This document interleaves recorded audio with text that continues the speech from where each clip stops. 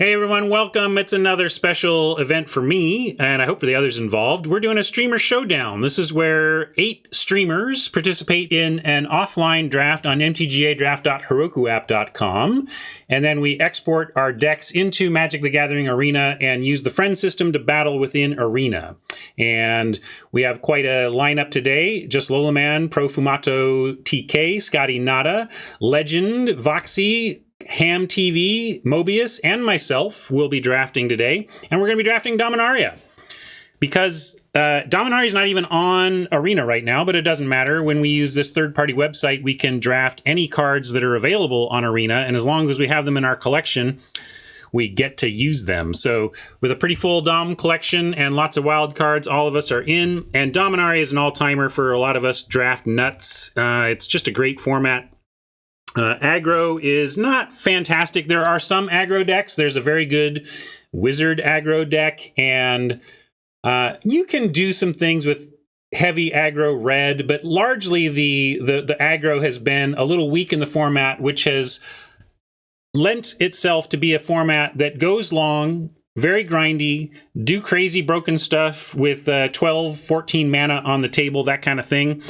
But that's exactly the kind of gameplay that I think appeals to a lot of people who love this format. That, like, you know, that we get to go long and make lots of decisions and get grindy and find combos and interactions and get that back and do this other thing instead of just creatures sideways, which has its place. But this is a big favorite format, is what I'm saying, and it's a favorite of mine too. And I'm looking forward to doing it. The thing is, what I love about this is it's not only is it 8 humans, it's 8 humans in pod. 8 humans in pod. So we are going to be playing against the cards we're seeing. Somebody here has to take these aggro white cards and do something with them. Who's it going to be? It has been me before. And basically, my advice, you know, if you're in an all-human pod, you're going to find times where you're kind of being forced to be the one to take the white cards in this format. It's not doom and gloom. It's not ideal. But if you end up aggro white, you just have to make sure you're like the only one at the table and that you're getting all the goodies late. I've done okay with aggro white when I'm the only one interested in the cards for it at the table. And if Ham is going to force aggro in Dominaria, I will let Ham do that and follow my path. Now, I was just talking about not wanting to be in white, but then Blessed Light is a decent first pick here. Sapperling Migration is good. Trouble is Nothing up here is very good. Two-Headed Giant is just not where I want to be. I would really rather have a Skin Witch or a Blessed Light to start the draft than a Two-Headed Giant. And yeah, Sapperling Migration probably has the most like synergy and potential, but I feel like I'm more interested in the Witch or the Light here. We'll take the Light. The Witch is good. Yeah, you could do either one. We could take Sapperling. True really wants the Sapperlings, but 35 seconds. I think the correct place to start is Light, but not with the intent to be heavy white, with the intent to possibly splash this. The splash capability of this deck, of this format, is quite big. Nantuko wants the saps. True wants the saps. I'm going to take the Light.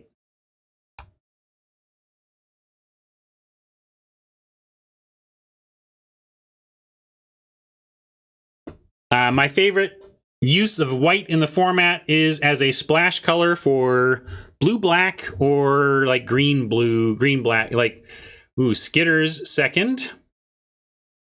What's missing? Uncommon is taken. I can name a bunch of uncommons in this format that you take over Skitters. There are some bomb uncommons. So when you see an uncommon missing out of the first pack, yeah, it's probably... Also, there's no legend in the pack, so we know... I don't know if this, I don't know if Heroku app does the proper collation on this front. Maybe somebody could let me know. But in paper boosters, every pack has a legend. So when you get past a pack without one, you know that a legend was taken. And an uncommon legend could be first pickable. There's many first pickable uncommon legends, bottom line. But my favorite has got to be Tatiova as a first pickable uncommon legend. Slimefoot would be good. Tetsuko? I don't think it was Tetsuko. So if it doesn't do the thing, we don't know for sure. It could be any uncommon, but there are a lot of powerful uncommon legends.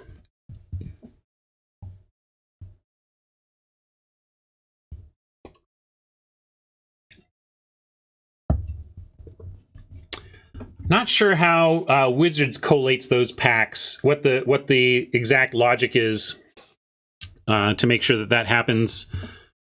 Divination is a strong card in the format. It's one of the places I like to be. Dark Bargain. Dark Bargain. I think this is this and the there's a Raise Dead ×2. You know, there's somebody in chat no doubt will come up with the name of it. But 3 mana Raise Dead 2 and Dark Bargain are the 2 cards that I think really drive black in this format. Spore Swarm, I think, is overrated. This isn't that much better than the common one, and I would rather be in the Divination. I'm on Team Divination over Spore Swarm.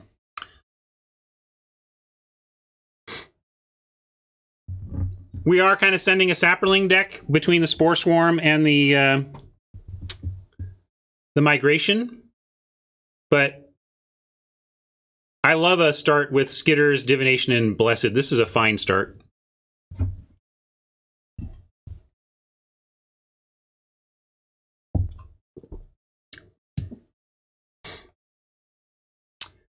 Syncopate, quite playable in the blue deck. One of the things I like about this format is there are a lot of mana sinks, such that this is the format where when I have 12 mana, I'm carefully figuring out how I'm going to spend all 12 mana this turn. I mean, sometimes you don't have anything to do, but a lot of times you realize, oh, if I just had 13 mana, wow, this turn would have been nuts, right? So that's what I like. But Syncopate does something with 13 mana, it does something with 2 mana, and I like that a lot. It scales with the game. The packs have been pretty garbage, and given the garbagey packs, I actually like where we're at, Tron. Like, there's a bunch of other, like so far we've gotten one decent card out of these packs, and the rest have been pretty bad, and that's actually okay. Yeah, Memorial is fine, but again, this is the kind of the worst one, and I don't want to be white as much as I want to be splashing Blessed Light if possible, so I'm taking Syncopate for sure. Mobius is not streaming, by the way. It's very late for him, and so he's playing, but is just not up for doing the streaming thing.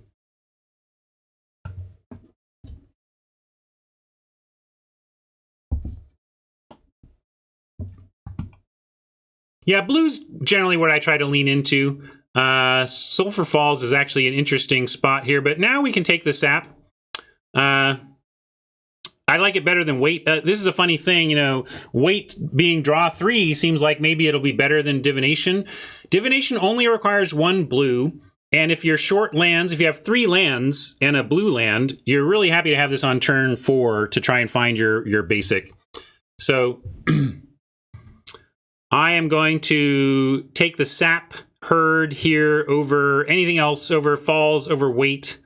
And another place where, like, I look at all these cards and they're hyper underwhelming, except for the sap herd. So, like, so far, I feel like we've gotten kind of the good end of these these packs in the sense that they seem to be drying up right after we take something.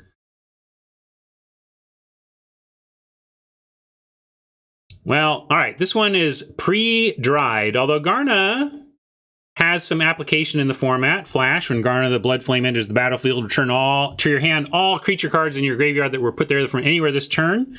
Other creatures you control have haste. What else would we take? We could support, you know, if I have to be heavy white, I can. We have a Blessed Light, so, you know, we could do that. One Befuddle is okay. Adamant Will is one of the ways you can make a white deck be okay and be aggro. But I think we do spec on Garna. Even though we have no black cards and no red cards yet, we're still wide open. So let's take the Garna and be happy that we have some flexibility here and some reasonable cards out of bad packs. Big Scary Dave wonders what we're up to. We are in a Streamer Showdown Draft.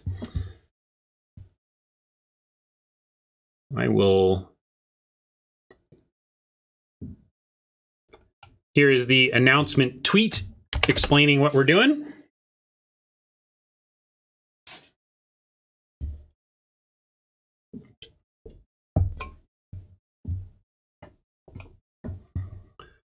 Oh, let me go look for the brackets. I accidentally posted what I thought was going to be brackets, and instead it was the actual link to the to the draft. Oh wait, sorry everybody, I got to make my pick. Sometimes I screw up on that with MTG. Like, you can look at your deck and you don't see that a card, a new pack has come in.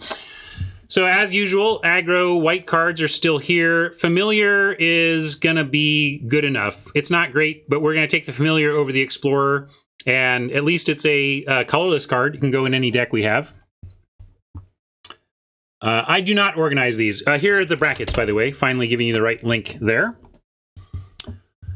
See, all these excellent drafters think the same thing about Spore Swarm that I do. Although now we have a tough pick. Spore Swarm can go with our Sap Herd. I'm kind of kidding. This is a fine card. If the table's not interested, we can do this. But Arvad?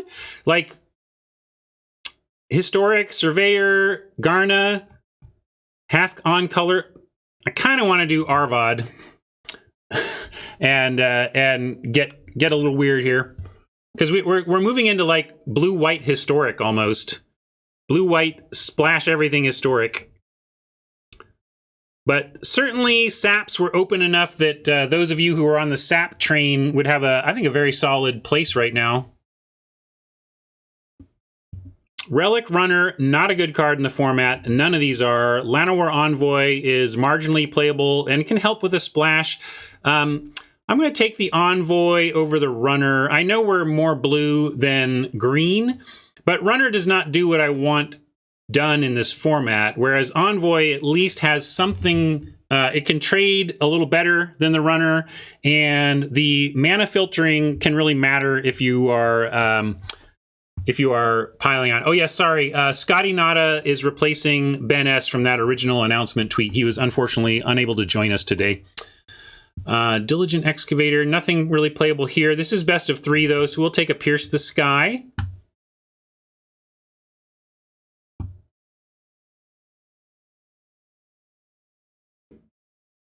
Sorry, True. Thanks for staying. You can go find whoever's doing what you love and watch them. I won't resent you. Yeah, like Hat has a link to kind of show everything if you want it, and you could find someone who's drafting the deck you're into and go watch. That'd be awesome. I wouldn't resent you at all. Divest. This is a card I like in Dominaria more than most, which is to say, I think one of them is playable if you're low on early interaction. I've got to be very careful about it. I don't think it's great. I don't think it's particularly good. But if what you need is to interact early so that you can survive late, you can do worse than a Divest.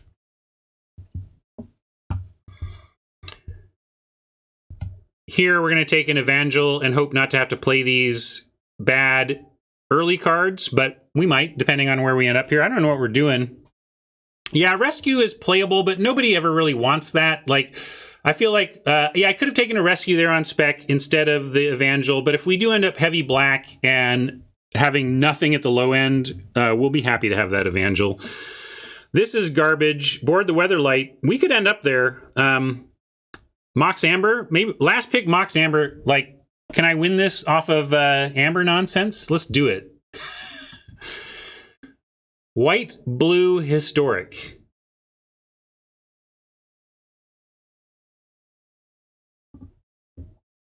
Tron likes the shield. I never play the shield. I'm not interested in the shield. We'll probably wheel both of these. Boy, these packs have been garbage. Like, really bad for this format. This is normally quite the powerful format, but we have not been passing powerful cards. I don't know if other people somewhere else in the right seat in this draft are getting access to excellent cards, but we sure are not. I think we want Drake. There's a call for Omnivore. I think it's Omnivore or Drake, but are we more black, or maybe we do take the Drake or the Omnivore because people like, we did see that green was a little underdrafted. So I'll go ahead and take Omnivore, also because we could end up in a spot where Garna, like there's Garna Omnivore stuff that can be pretty interesting, you know, sacrifice stuff and then bring it back with Garna.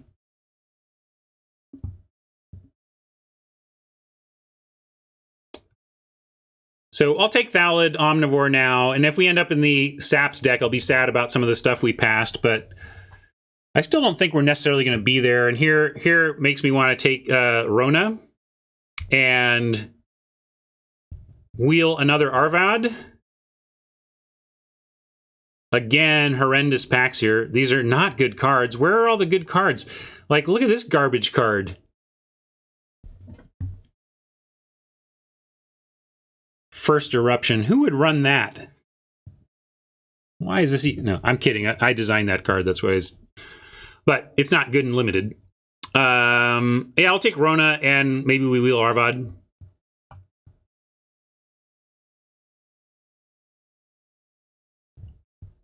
I did. First Eruption is probably the design I'm most proud of. It's not a powerful card, but it's a flavorful one, and it really struck a chord with people in R&D when I shared it and on the team, on the design team I was working with, and basically made it to print as I designed it, except this is a... What? Oh, well. Anyway, the initial design. Well, I better make sure I got a pick here before I. Quendi is all right, and we are doing the. Looks like we're doing white blue historic. Fungal plots is only great because you overvalue sapperlings. True. Sorry, hold on. I'll get back to my First Eruption story when I settle on my pick here. Yeah, I'm going to take the Quende and look towards white blue. Yeah, Freeze is okay, but I don't like. I'm going to move in on this legendary, on this historic thing here. Nobody else in a move that surprised nobody. Nobody. White is wide open. 5C Legends it is, right, Haj? We'll have some fun with it. If we don't win with it, we'll have some fun with it. So, another Mox Amber? I mean...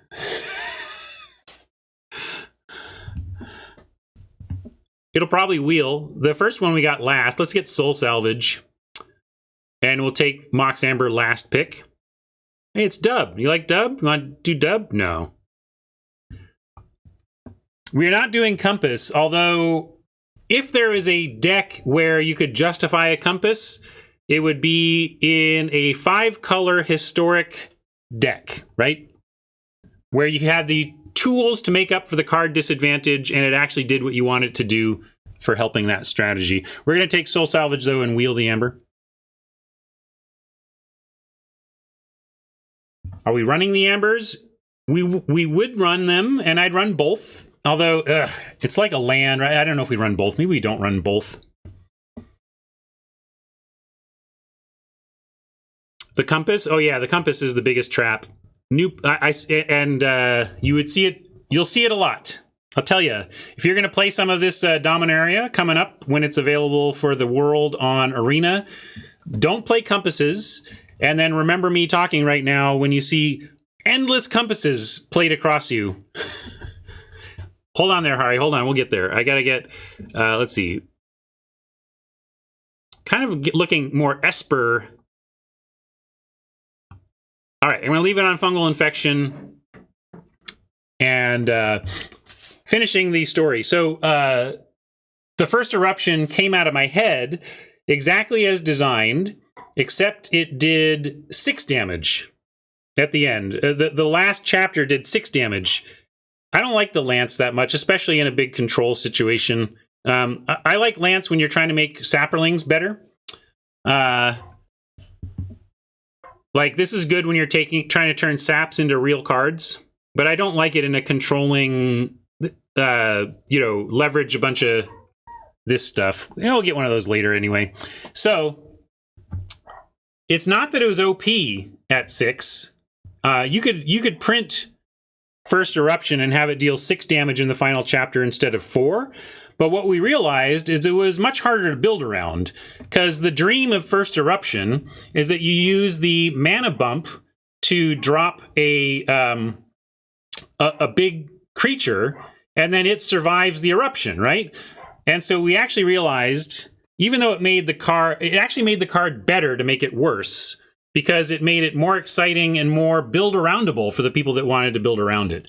I hate Serra Disciple a lot. If we're going to be 5 color, we could play the Fiery Intervention with Mox Amber. I don't necessarily think we are, but Garna wants some red. I hate the Disciple, but if we are historic, it might actually be playable for us. I hate it so much, though, I'm going to take Fiery Intervention, and if we get them later, fine. But I just don't value that card at all.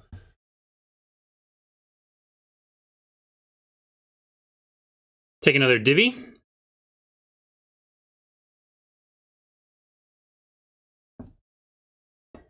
Probably not running. Oh, hang in there, Mob.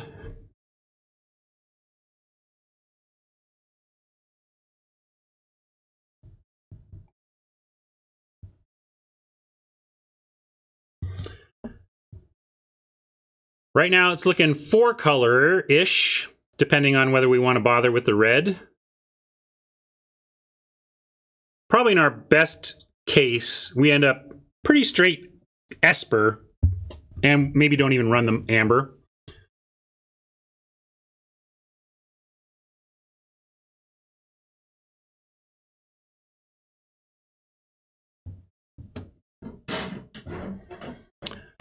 Another Quende.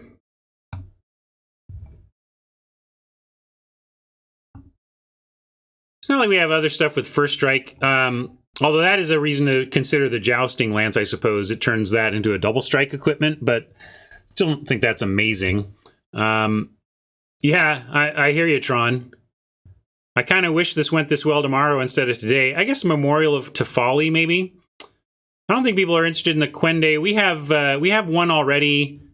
You can't play 2. I'm going to get a Memorial.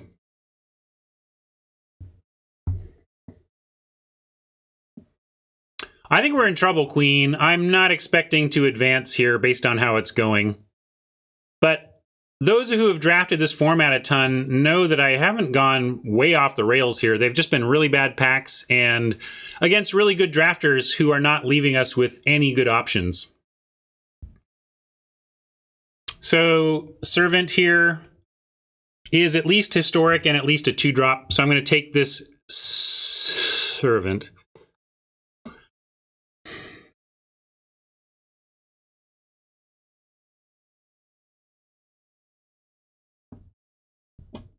Another Servant, but we'll take a Howling Golem. Nobody wants my card. I don't know. We do have a historic thing going. We can just find some more things to make these artifacts matter, maybe. Is this historic or... Yeah, it's legendary, not historic. Should I play Dub again? I'm too embarrassed to play Dub. I'll take a shield for the board. And I'd take a Dub for the board later, too. I'm not going to start a shield main, but I suppose we could come up with places where you might. And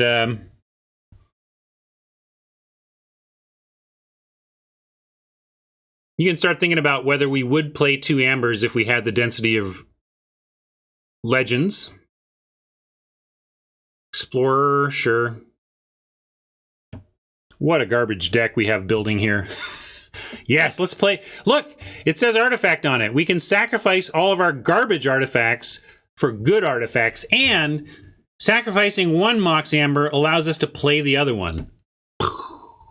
Hey now, that's a little bit of a payoff. Things are looking up a bit. We can just win off Traxos every game. I'm down for that. Want to help people get set for the coming of Dominaria on Arena, so I'll call out some other cards here too, like Grow from the Ashes we haven't seen yet. I love Mega Grow from the Ashes deck, where you just ramp, fix, and then do some serious kicker stuff. Danitha is a fine legend, and if we can get her back on the wheel somehow, I'd love to get her in the deck, but this is a Traxos pick for sure. Oh, hat. You think? Yeah, it's possible. It doesn't seem like people are too interested in white, but there's probably some other white drafter. As you said, Ham, if he's aggro. Although if Ham loves aggro and has his choice of things, I'm sure he would be looking for red-blue wizards as the aggro deck of choice in this format.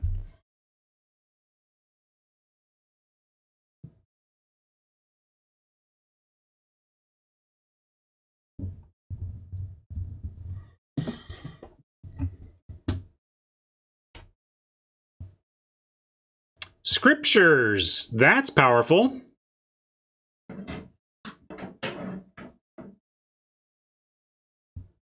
And it's amazing in our deck. It says destroy all non-artifact creatures. And we're pretty flush with those. This is great. I was calling this a train wreck, and Hat was right on board with me. And Traxos into Scriptures says, maybe we can repair this train. I don't think we're playing the Explorer.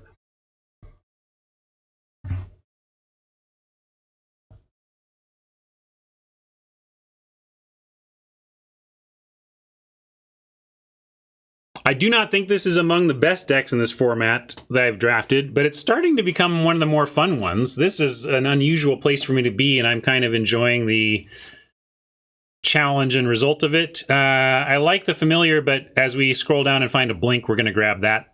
This is a good deck for the Familiar. It's not that popular a card, though, and I there's a strong chance we could wheel this. But Blink and some interaction is exactly what we need here.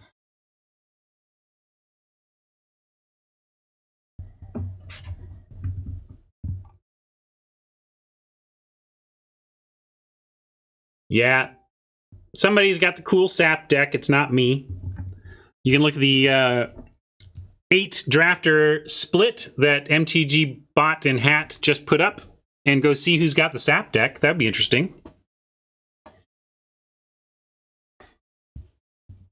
Yeah, which is where I wanted to be anyway. Norbert says, so we're like blue, black, splash, white? And I think we are. And I like it. Oh, and an Eldest. It's all starting to come together. I want this Blink, I want this Syncopate, but Eldest Reborn it is.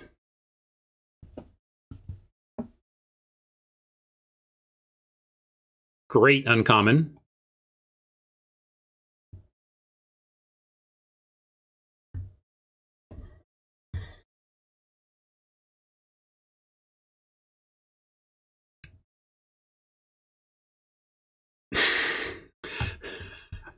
Hat, I almost want to do a timeout joke again, but the act of having to remod you is too much work.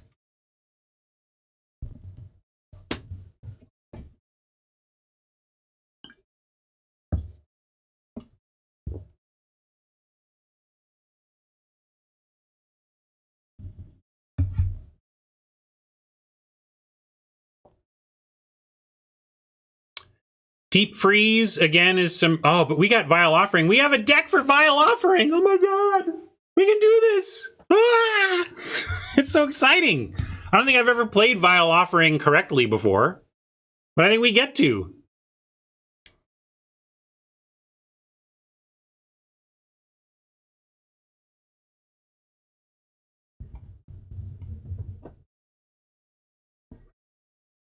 What? There you go, you can make a new one.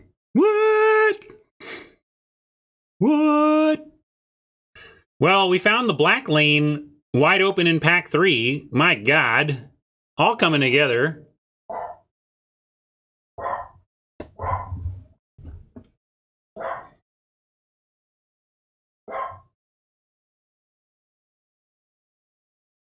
Wow. After 2 packs, I was like, comes and goes, everybody. Our deck is garbage. But pack 3 has utterly saved it. I'm now actually actively liking this deck. So, of course, we're still going to 0-3 or 1-2. But we can be mad while we do it instead of feeling like it's justified. Or we can not be mad and be happy that we are playing Magic together Fixing is very hard to come by out of green. That's, I think, why a lot of people play the Navigator's Compass. They really want to play all their stuff and then get stuck with it. I'll get to that in a sec, though. Elfame Druid is great. We got Dark Bargain versus Skin Witch. And with 2 divinations, I'm going to go Skin Witch. But if we had no divinations, I would take Dark Bargain. An important part of the blue and black strategies in this format is to get card drawing. It's an attrition game. So you need to eviscerate their thing and blink their thing and then draw a couple, right? And if you just eviscerate, blink, draw again in it, you're going to win, right? But we're going to take Skin Witch. It gives us a nice tool. And again, here we are. Like, this is another card I've resisted playing. I need to look deep within myself and say, are we going to be scrying enough that I'm actually okay with an assistant here? Or do we actually want a short sword, given that it's technically historic? I'll take the assistant and we'll talk about it. I've never played it before, literally never.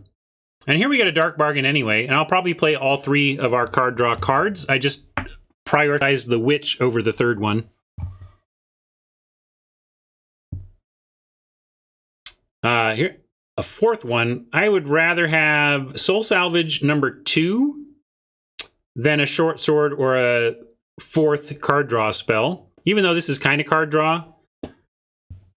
Trax Fly is interesting. I don't like it, though, unless I'm kind of desperate for a clear win condition, but we're not desperate for a clear win condition. In this case, do want to, like, do we have anything? We have flyers, so let's cut this from our opponents.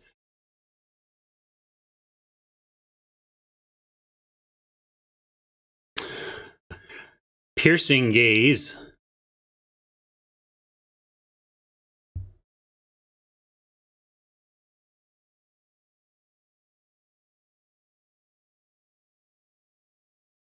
All right, probably just skipping the red. Garna, you're okay, but not good enough.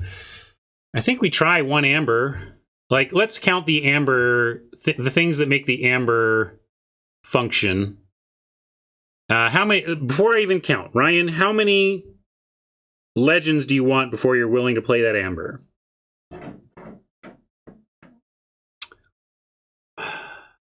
You just want to cut white? I don't think we should cut white with the Surveyor and Arvad and the Blessed Light and the Quende. I think we can cut the board, but I think we want a touch of white here. So I'm going to say at least 6. Do we have 6?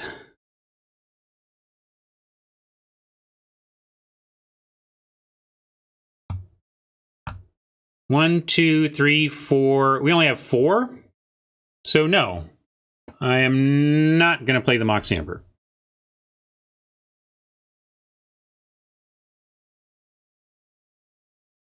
Oh yeah, get this out of here. That was just a last pick or whatever. My folks are calling me. They're not used to me streaming at this time. I think we can get away without this and without this. This could be where Divest is playable main, but I'll cut it. I think maybe we'll go with Artificer's Assistant here, and this is 24. What's our least favorite card here? Probably Assistant or Servant. Well, Servant is actually a combo with Traxos, so we'll keep that in. Howling Golem isn't great, but it's a historic card. Maybe it is just the Assistant. I do, yeah. So this is our card drawing stuff, right? Where we don't necessarily have to play all of this. These 5. Yeah, we can probably cut one of those. Maybe it's the bargain. I think we go with the Divinations as our early game card draw, and then Soul Salvages late is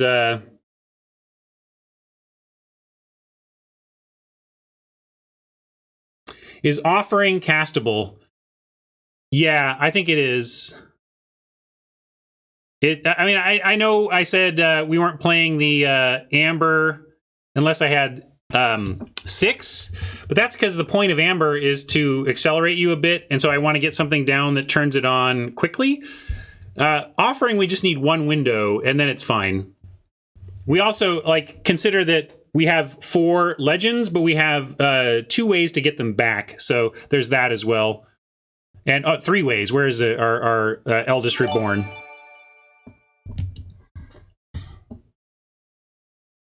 Do we need white?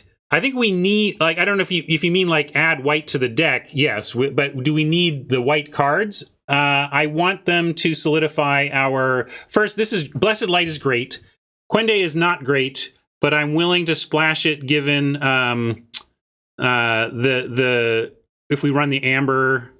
Yeah, I think we do run. I was saying 6, but actually it does have some application without. I don't know. Maybe I'm being greedy on the amber.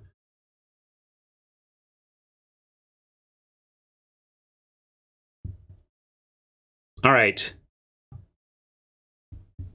I am going to, well, let's take this to MTGA in this form and then finish it out from there. I'll do this, and then export, and we'll hop back over here. Hello.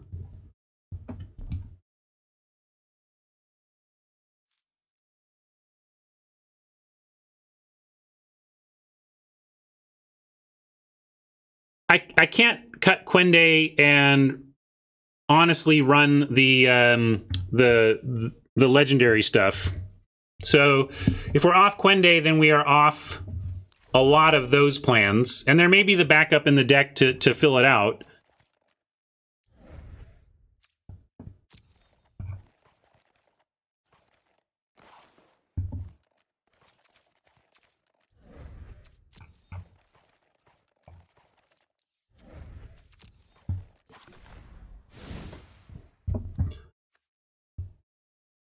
Is salvage good when you have few creatures? In this case, yes, because this is just a weird kind of format.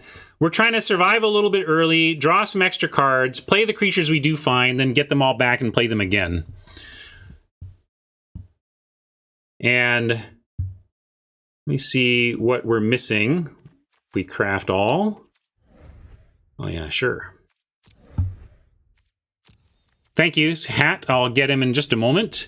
We'll call this Showdown Dominaria Domination. Because that's what's going to happen, right? Got to have confidence.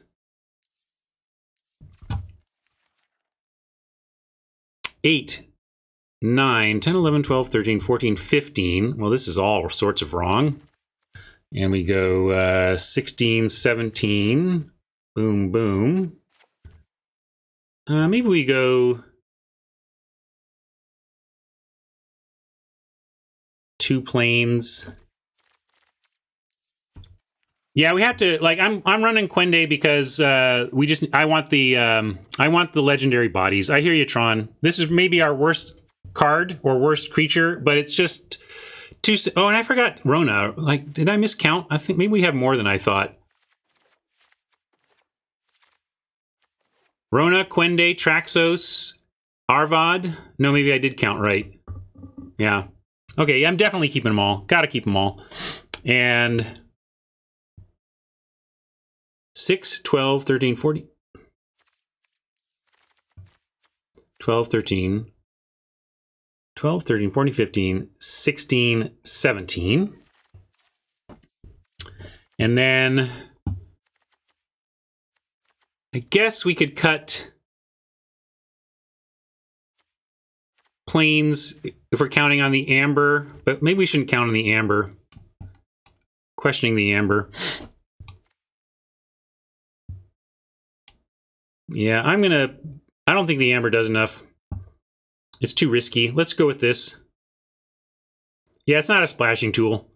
And this is a little light on white, though, because we have Surveyor, the natural draw, and some divination. So I will go up on I'll go up on plains by 1 and down on swamps.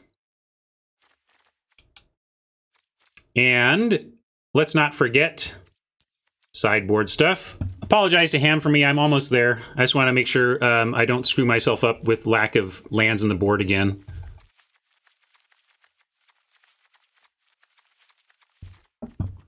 What's your question, True? I mean, you kind of want... It's almost a... yeah, I'm going to do 3 white sources for 3... I know it's a little bit tight, but it's where we're at. Or are we at 16? Maybe I don't even have the deck filled. 13, 14, 15, 16. Okay, I am at 16. Good call. So we'll go back up. 8, 9, 10, 11, 12, 13, 14, 15, 16. That's 17. So now we got the final cut. And I'm going to say it was what we were talking about, like one of the, we can cut the bargain. There we go. All right, finally.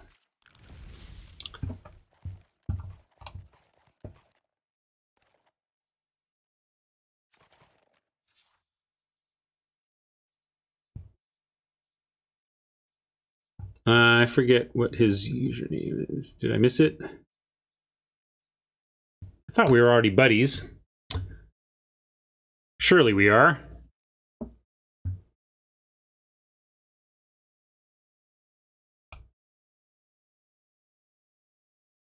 Anybody know Ham's name? Have I missed it here?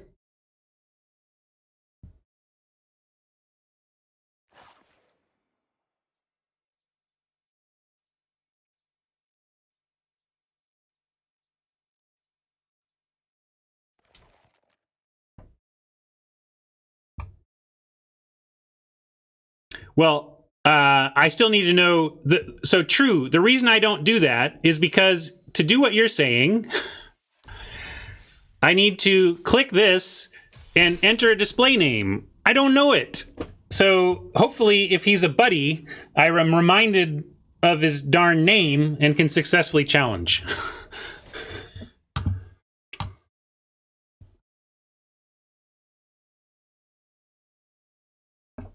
So now I'll wait for him and put my own profile in. But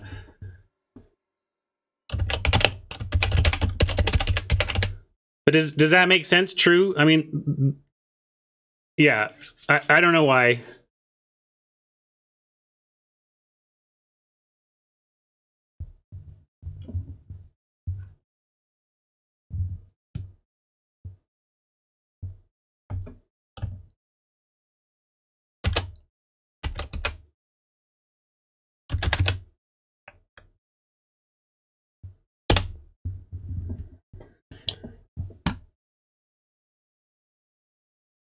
Yeah, what account? Is it any of these names? Oh, here we go. Love him and leave him. Right on. I'll do it. Oh, beat me to it.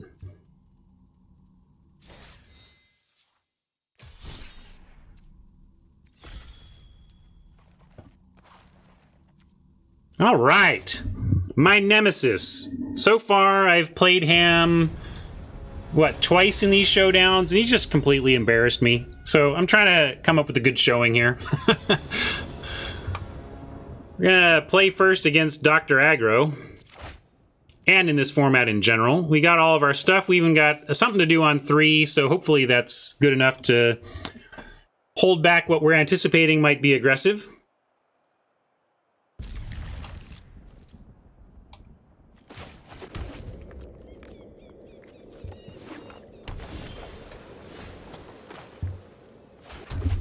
I'm going to throw a little control bluff, and if he casts something, it would put a pause that might make him think we had a Syncopate. We're going to go for the Golem here. He might have a Syncopate. Let's see if he wants this Golem.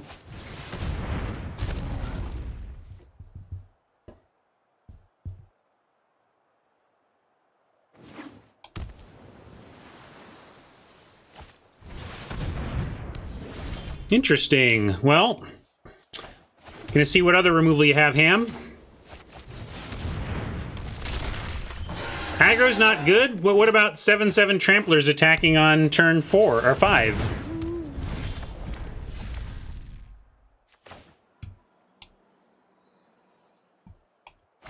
Gonna play the Skitters and get untapped.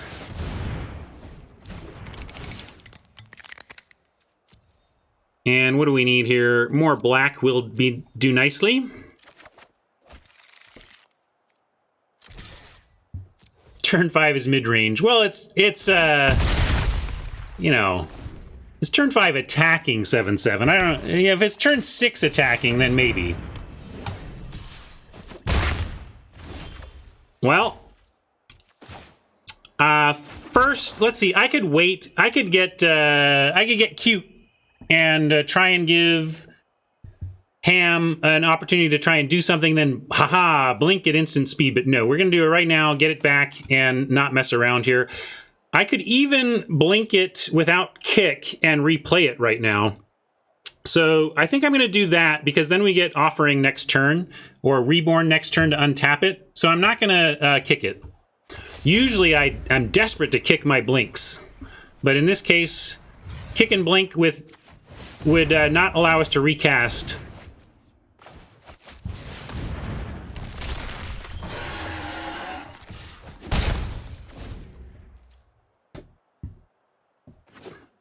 I didn't see who was passing to us, but this is a type of first pick card that could have been missing from the pack we got. I don't know if Ham was passing to us, but it would explain something.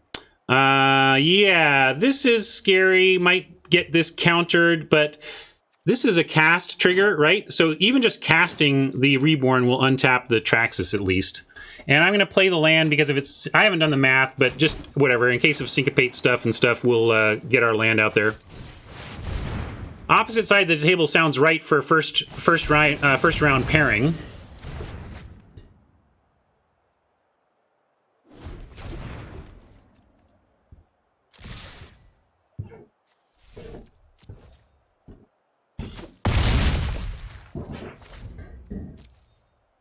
Really hope Traxxas stays on board here so we can fire off the Vile Offering. That's legendary. And would that trigger this? Yeah, because it's legendary. It's an historic spell. Well, we will try it. Thing is, there's nothing to get back. So it's like a low value in that sense, but we still want to untap Traxxas and make him have it. So I'm going to try the Vile Offering. Oh, it's a graveyard. So if...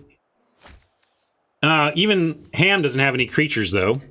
Oh, well, I'm going to do it to untap.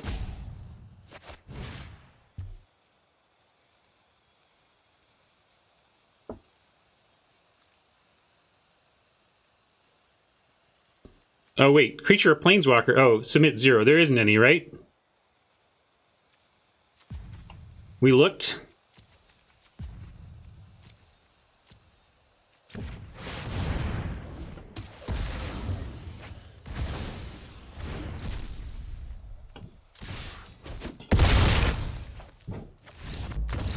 And he didn't have it, and we got there on Traxxas aggro. I beat Ham! Oh my gosh! I mean, I haven't beat the mat. I finally got a game off Ham. That's all I mean by that.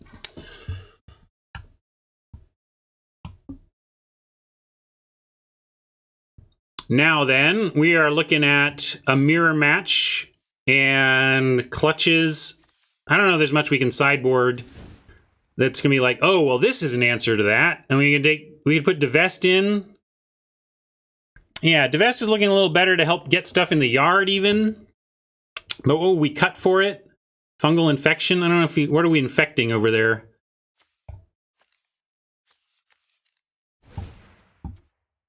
Yeah, you're not wrong. We could cut a soul salvage. If we do that, though, I would rather just get more card draw back in here.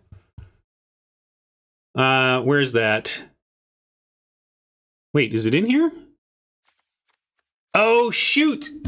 Please help me remind... I made an adjustment to the deck, and I put our Dark Bargain in my collection instead of the sideboard. So this sideboard should have a Dark Bargain in it that we can get after this game. Please help me remember. But because of that, I actually am gonna... I'm gonna stick with it. I hear what you're saying, and I was willing to cut a salvage for the bargain. But in this case, if we cut a salvage, I think it should be for like a Divest, maybe. Oh, how is Vile a bad card? It's very tough to cast it. You need to have a legendary creature out effectively in this format, and we got 4 of those. So it's a pretty narrow window where you can slide it in, and 4 is about minimum. Like I question whether I should be playing this with 4, honestly. But given that we have the double soul salvage, that's part of the reason why. I'm going to ship it back. I'm going to send it back. I could cut a soul salvage, but I think I like the soul salvage over the divest. Homerid is interesting. NSR has an interesting suggestion of getting the Homerid in for graveyard fodder. I'll keep that in mind. That may be something we keep in mind for sideboarding. I mean, for tweaking the deck after this. We're going to keep this on the strength of Surveyor, Scriptures, all this stuff. Cool. We got our splash land, which means we can use the Surveyor on the second swamp for the Scriptures.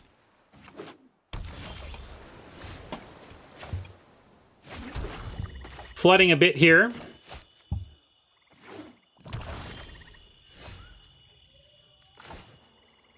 I guess I'll play a Plains and find... This could get countered, I suppose. Let's see if it wants to.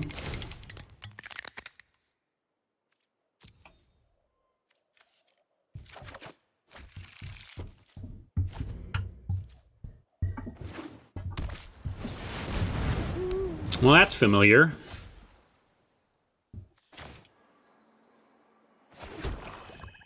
Let's go ahead and play our own familiar here. I mean, Scriptures didn't do anything except buff one of our dudes. And now we can cast Arvad for cheap, although it didn't really matter because we had 5 for next turn.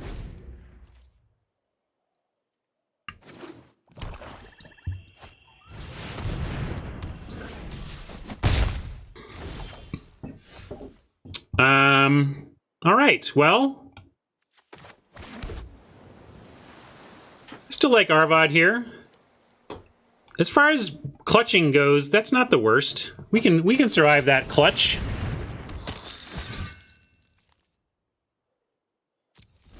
Funny thing is, Ham hasn't played anything I can actually get with the Scriptures.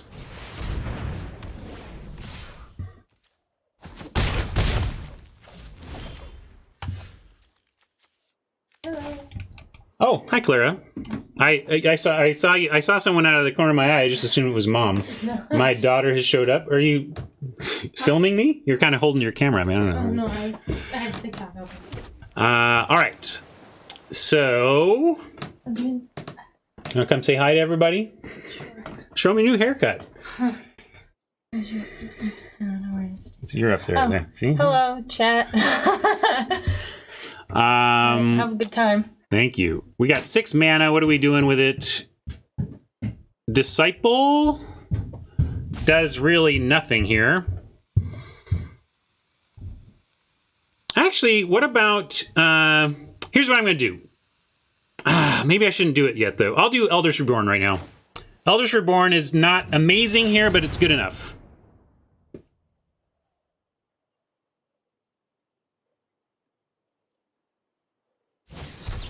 There's the Pate. That's okay. If we can survive, we're at 14, running a little low, but Rona can get... Oh, it's been exiled. Darn it, Syncopate. So good, Syncopate. I was gonna totally get it back with Rona. Soul Salvage number 2 showing up again to give some smiles to... I'm sorry, I forget who it was who really wanted to cut one of these. And to be fair, I tried. To be fair, I wanted this to be a dark bargain. I thought you were right. But we ran out of that possibility. Your Graveyard, Historic. So now, this is ugly. Ugly, ugly, ugly. But what we can do, and we can't even recast the Rona. Like what I was thinking, we can Scripture, make this big, kill our own Arvad so that we can get it back with Rona, but it's just too slow. We're going to be dead by then. But Scriptures, what do you mean? Should have played Scriptures first, like over Arvad? Like Scriptures doesn't do anything there.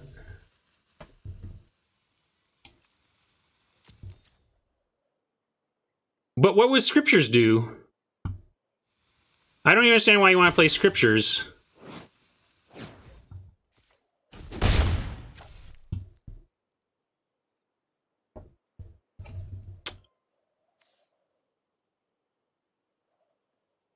It doesn't wrath their board. I think that's what you're missing, Haj. It destroys non-artifact creatures. Scriptures is only to put our creature in our graveyard right now. It does nothing. That's why I didn't do it. But now we are in a spot crazy where I have to do it just to try and get Arvad back at some point.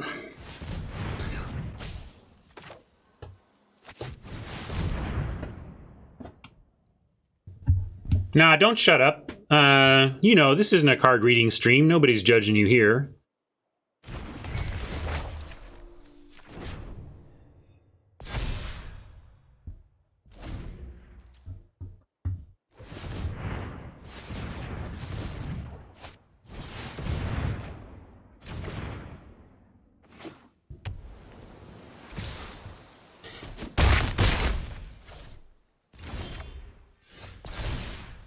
All right.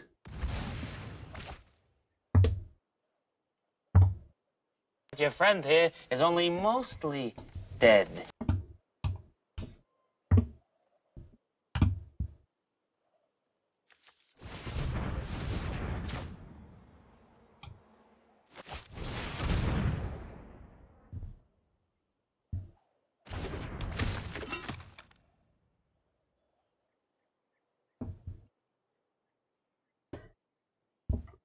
Now maybe we don't exile it. Why wouldn't we?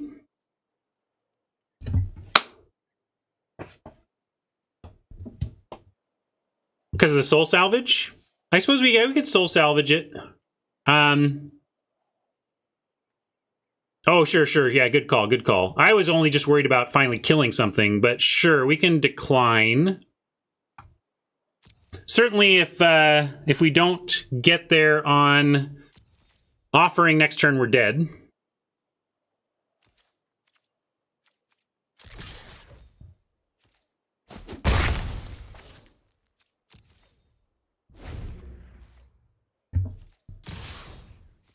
Might be dead anyway. I mean, we get one of these with offering, but not two.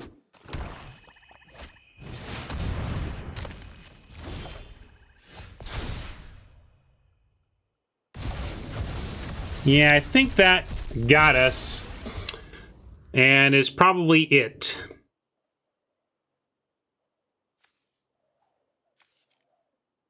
But I'll show them what we were up to.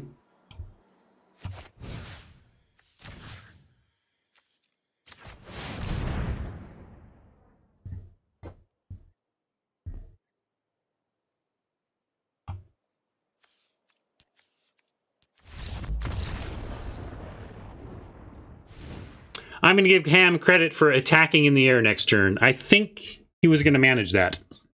So I won't waste his time or his viewers' time on that one. Stupid clutches. Excellent clutches. Nothing for us here, though. So we send it back. I did think this was an interesting suggestion, though. Maybe not over Omnivore, although Omnivore has nothing going on here, right? It's just a filler creature. Stupid clutches not in my deck is really what I'm saying. It would also be great with Vile Offering. One thing about clutches is it turns whatever it takes into a legend.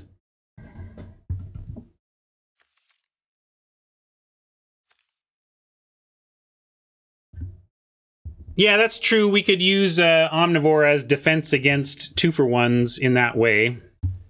But it's not doing much otherwise.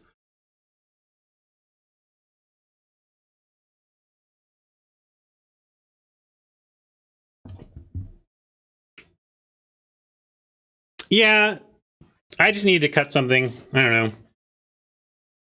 Deep freezes, yeah. But then, I mean, it eats them, and then it's a 5/5. If even we were just a deck more dense in creatures or token making, I would be all over it. But obviously, Omnivore is... yeah, it's fair, Haj. What would you bring? But to be fair, I swapped it with a card that does that way more directly. Way more directly. Instead of a hill giant that I have to do a bunch of work and get stuff on the battlefield and actually care about killing it, in this case I just play it and boom, I've put stuff in graveyard. So there's that.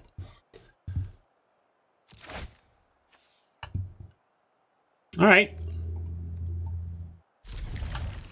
Question is, do we play stuff before Traxos knowing that we want to activate him?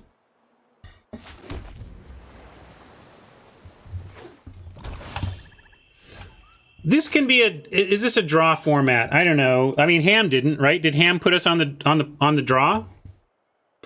Hey, if Ham doesn't put me on the draw, I'm not gonna give it to him.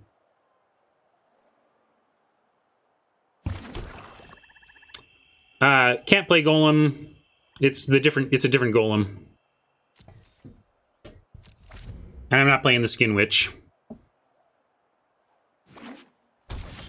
And now I do like a Divination here. The trouble is 1, 2, 3. Oh, actually, we're good. On the play, on the draw, this makes you discard. On the play, we're good. Another reason to be on the play.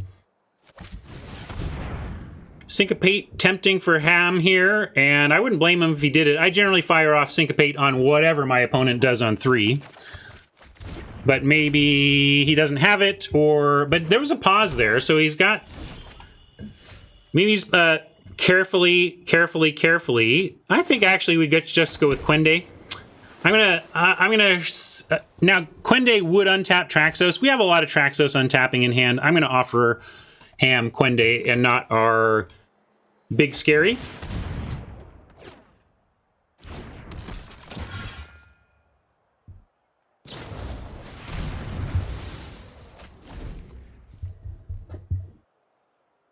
Now we can actually run out Rona if we want. Oh, but that's perfect. All right, Ham is stuck on mana. We're gonna Traxos and hope he stays stuck, frankly.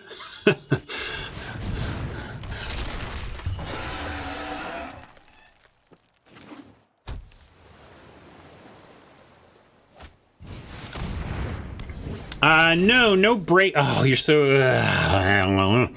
All right, well... Now, I do like, we get Golem and Rona on this. That's fine.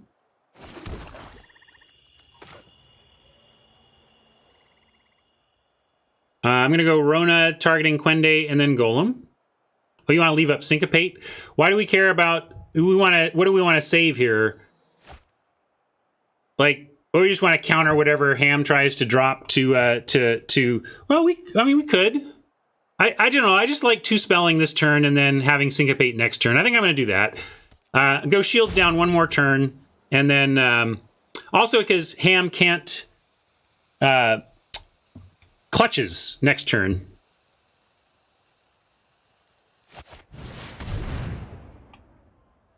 Right. Skin Witch is tempting, but I want to wait till he's played more from his hand, actually. I know I'm getting 2 cards, but we know we will... But that's the thing. I also know I'm going to get 2 cards next turn, and they might even be better cards. And certainly, we're not getting the better cards anyway.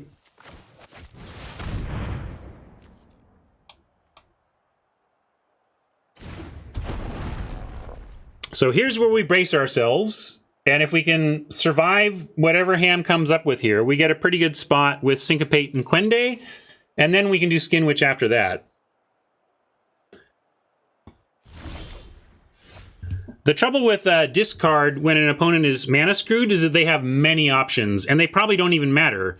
Ham is a good enough player that he can probably look in his hand right now, and if we Skin Witched him, figure out exactly the 2 cards that aren't going to matter this game, and it's really not going to have done that much. Whereas Quende is a known thing. That we have out of the yard, and then we can leave up the Syncopate from there.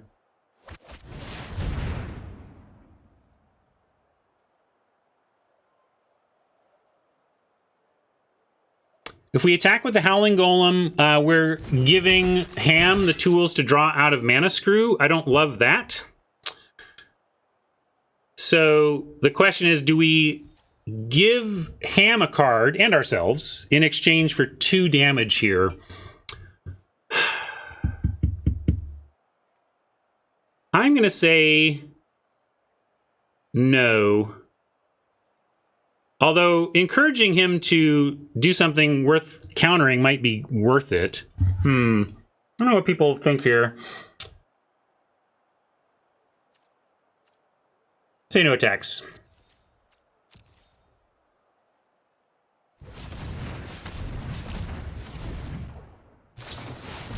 Bargain is good enough to syncopate. That's going to get him back into it. Potentially find the land. I'm going to counter it.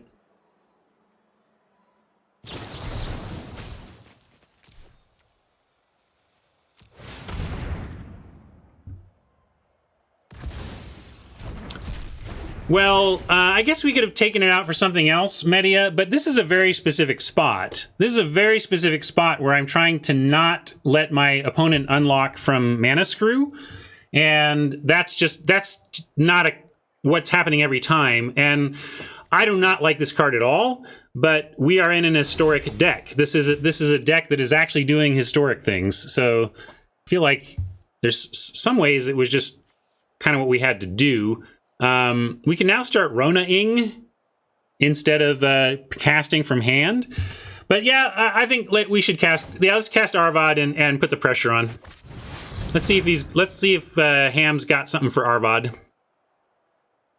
And if not, we still do have. He'll tap in order to stop it, and then because he's got to tap 3, even with sync or 4. Like we can pay 2, so he's got to pay for 4 mana.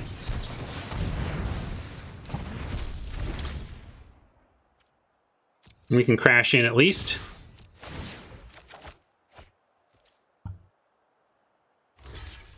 I wasn't willing to do it for 2 damage, but I'm willing to do it for this big attack.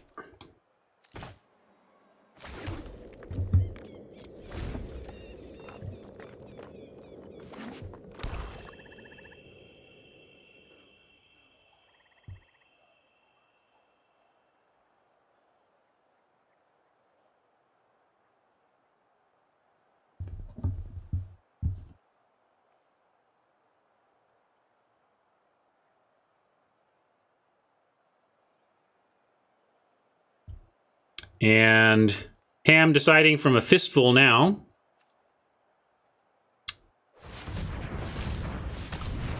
Tapping carefully, leaving note leaving blue and an Arcanist. That says to me that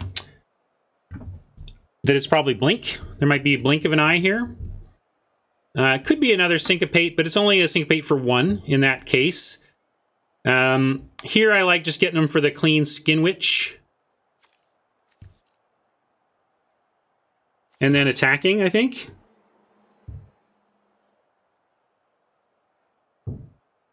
Score 1 for Haj. Sure wish this was a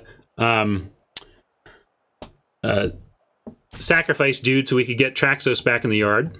But yeah, I'm going to do this play.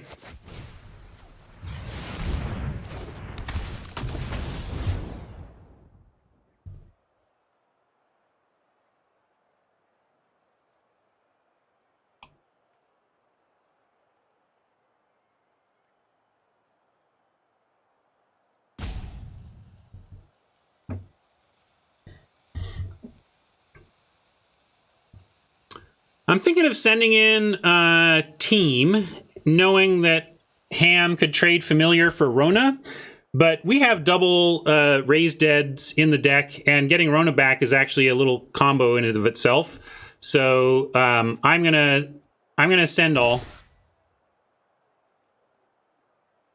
Feel like we're totally gonna get clutched. I'm afraid of clutches.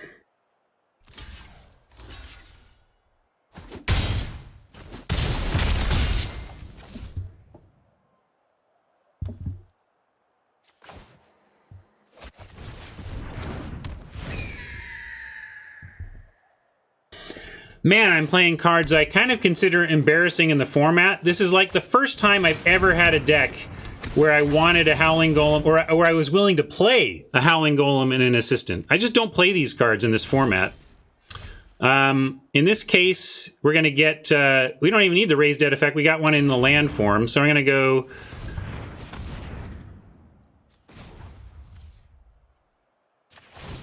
get Disciple back. Get Rona back. And replay. And we even have the Familiar to get with Rona. So could be a lot worse here.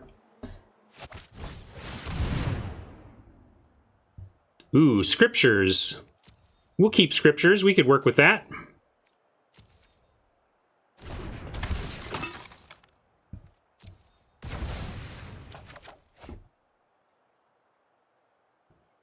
Still an artifact creature. Too bad. It won't die. And fly over Quende. Quende is a trade if they double block. A 1-for-1 on Quende. We are scripturing, and Quende is probably going to die anyway, although putting a counter on Quende is nice, because then it becomes a 3/3 artifact double strike. So I am actually going to...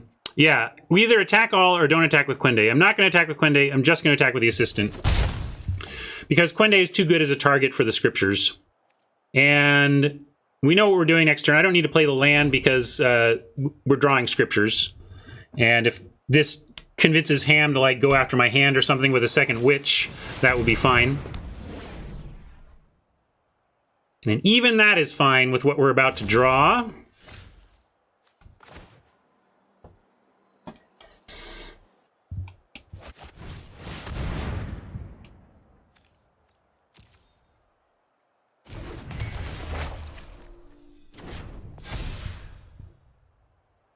Three double strike on this board is fine, except he has chumps now, since he knows we're going to Scripture. There's no reason to really send, especially presuming that this is going to happen. Ham could bounce this. I kind of had him on a blink of an eye, so we could be getting blinked here. But yeah, we send Flyer. And leave everything back, though. I'm going to hold the land still. And we're going to cross our fingers and hope no blink. Because if Ham doesn't have a blink, the Scriptures happens against blue-black. And if he does... Yeah, right. If Ham has blink, Ham could just blink his own clutches.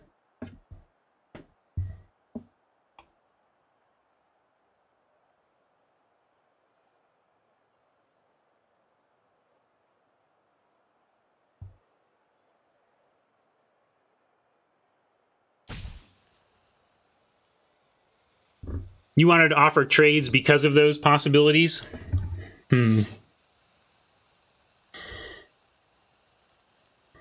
Well, hopefully this is Ham tanking because this is a tough spot for him. And...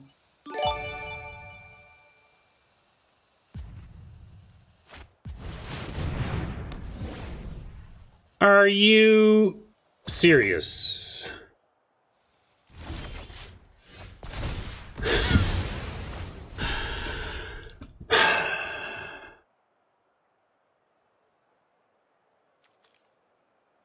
Wow. All right. Good job, Ham, I guess.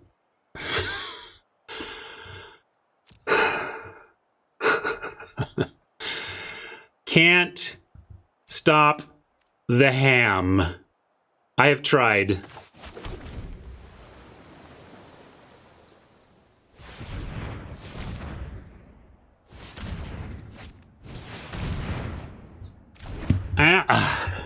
And now it's all just... so sad. Oh, God. Oh, God. Top on the scry? Top on the scry. Well, at least I finally get Traxos dead.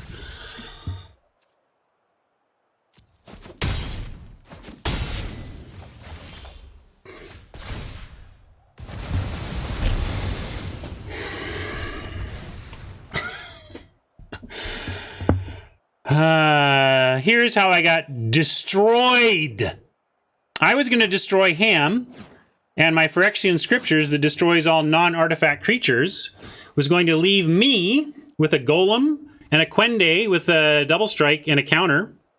We were going to have Golem and Quende, Ham at 8, Ham's board gone. Like, it was game winning. Attack for 6, 7, 8. We had him dead, and then he clutched and stole our important threat. And now we are now we are flooding out. So yeah. Attack, draw a card. I'm going to give it a little more patience than that, John. Partly because he's attacking here.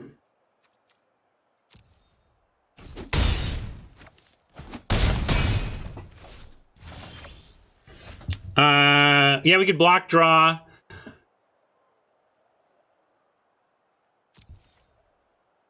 Two Bolus's clutches, yes. Servant makes me want to attack here, and we'll chump with this Servant instead of the Golem.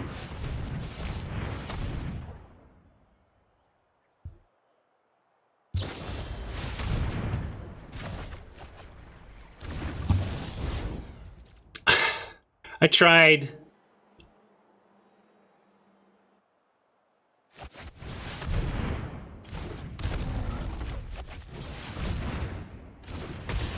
Dominaria Draft is always live if you use mtgadraft.herokuapp.com.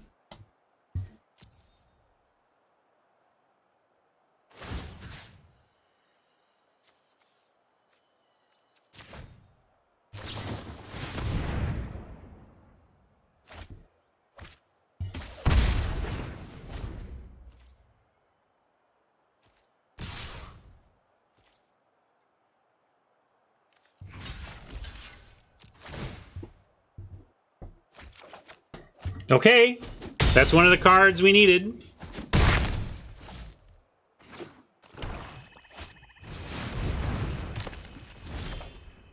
Is that another one? Getting rid of one of those will be nice. Playing all our mana, just playing it. 5, 6, 7, 8, 9, 10, 9, 8, 7, 6, 5, 4, 3, 2. We could get a 2 and... Oh, we don't have a 2.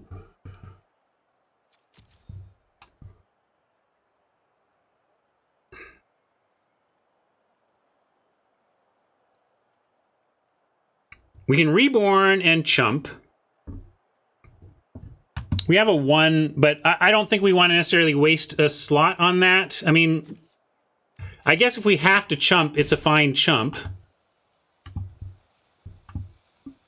Yeah, let's start there. I'm down with that. And this is fine on the mana. We're not getting any white back that we need to cast. Okay.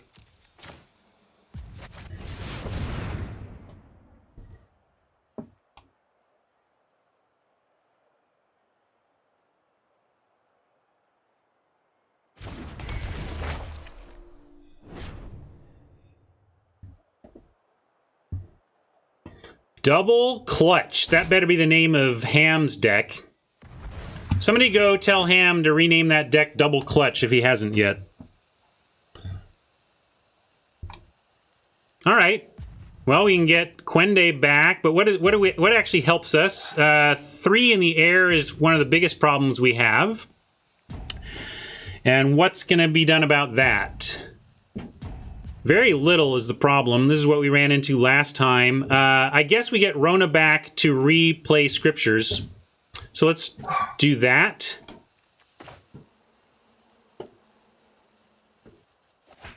Rona and...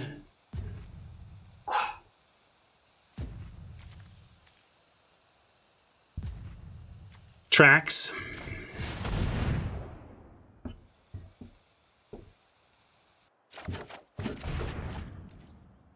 Well, the problem is, I mean, I guess we could go to 1. I mean, we could go to 1, but that's somewhat risky.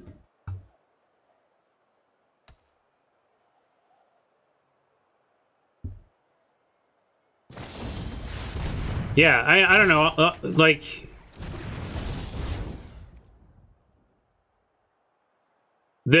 understand the Traxos part doesn't even matter. Yeah, that's the thing. That's well, I'm glad to see somebody besides me respecting the divination. And we're not dead. Look at that draw. Your friend here is only mostly dead.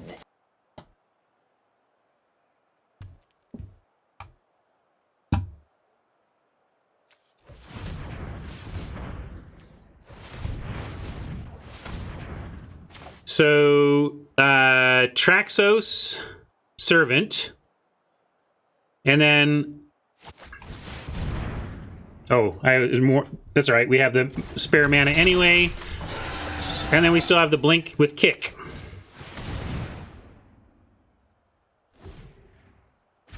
There's a suggestion to Blink during upkeep, and...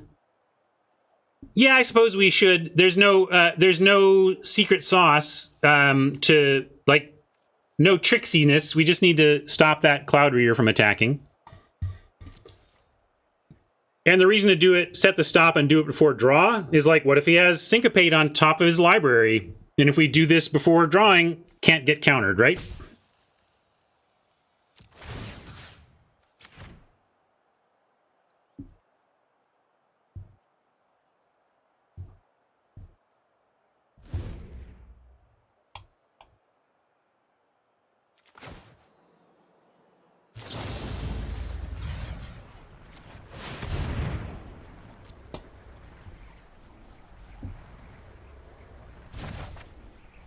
No, there's Vike City said, or who said, Razor, do you mean no point in waiting for them to draw? I mean, the huge point of waiting till their turn is if Ham had been tapped out, then of course it's correct to do it on your turn.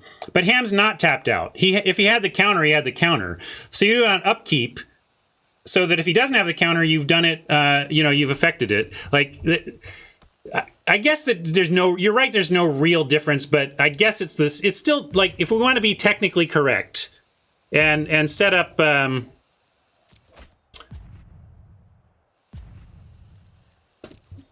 future turn, that's where we want to do it. Or not set up the future turn, but set our habits. It's a good habit, is to remember that's the right place to do that move. Good heuristic. And I don't mean technically like in this spot. I mean from a technical play standpoint. From a technical play standpoint, it was correct. But in that instance, it didn't really matter. All right. We've got...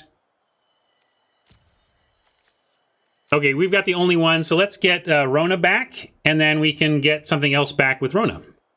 Like our...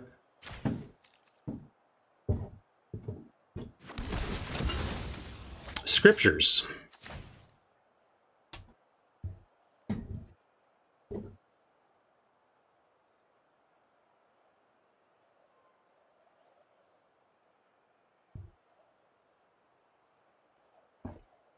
And let's see, we go offering.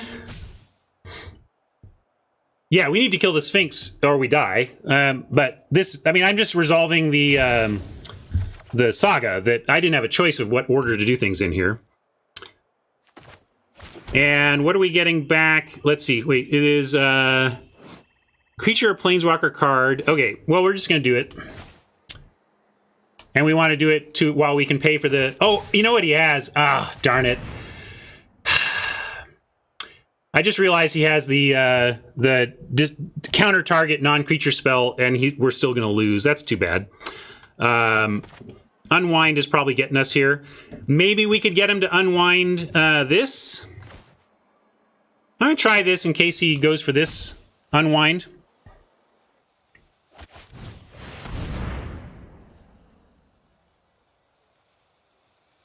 Well, it's still correct to try and bait it out. Because we can still pay for Syncopate if he's got Syncopate.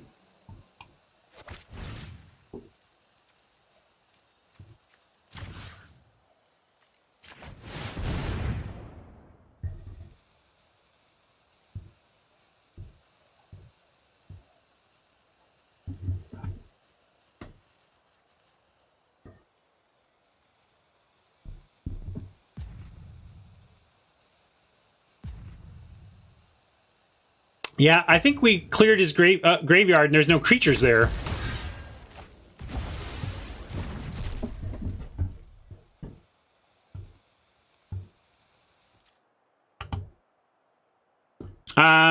Did I have another option? Yeah, I should have gotten Howling Golem. I wasn't thinking about it, that's why. Because this was just a bait anyway. I wasn't even thinking about it. But good call. And no sense attacking. Well, this tramples. Yeah, no sense attacking with the servant either.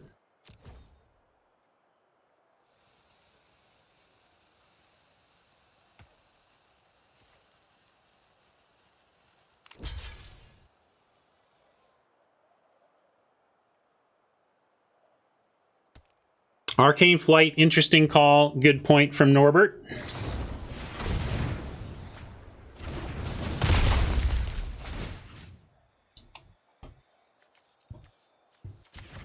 Still hanging in. What a game.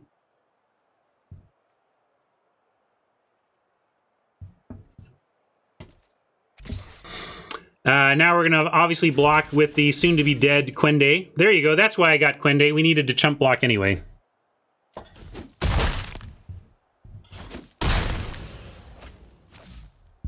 No reason to double block if we think the scriptures is going to happen.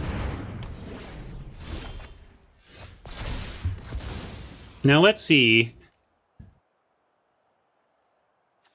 Loses all of their abilities, so we don't get the Rona stuff anymore either. Just when I think I got him. I don't got him.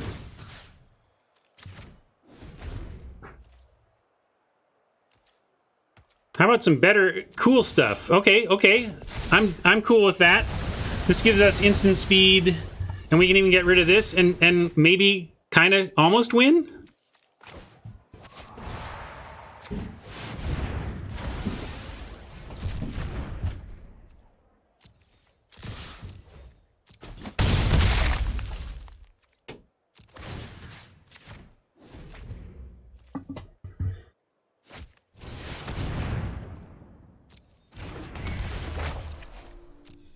Interesting, but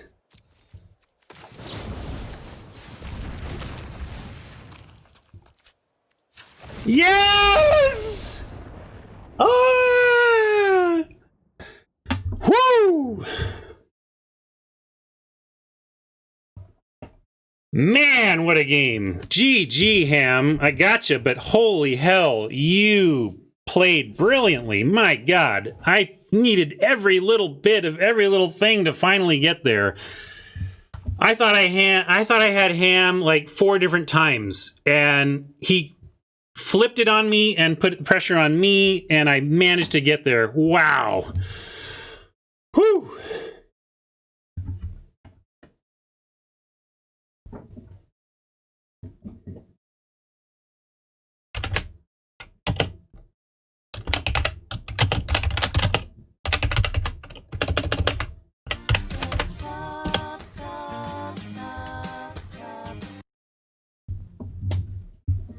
Thank you for that sub. War Furnace, throwing subs around. Really appreciate that, Furnace. It's very kind of you. Whew, all right, who's next? Getting our Profumato TK. All right, let's do it.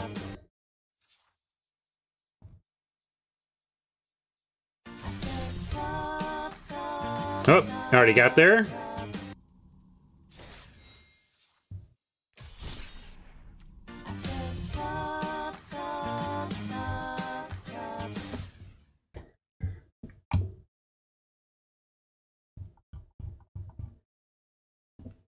Thank you for the celebration, Furnace. That was a game worthy of it for sure. Yeah, let's update that record.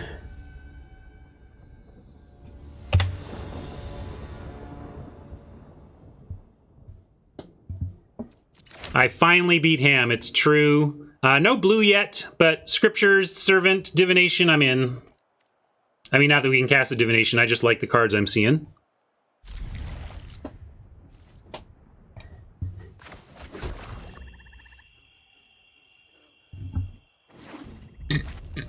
Oh, I forgot about bargain indeed. Darn it.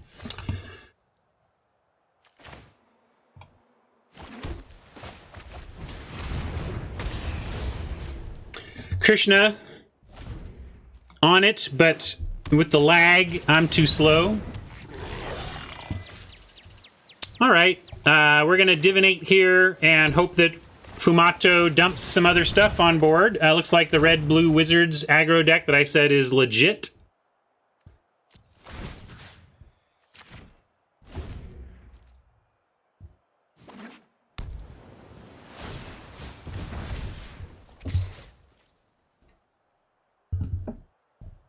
Yeah, it was a hardcore mess until pack 3. Seriously, we were all just like, well, this has gone train wreck and we're done for and this sucks. You know, we were done. And then it all worked out in pack 3. Offer up Quende here. Could be a syncopate or whatever. I'll accept a syncopated Quende.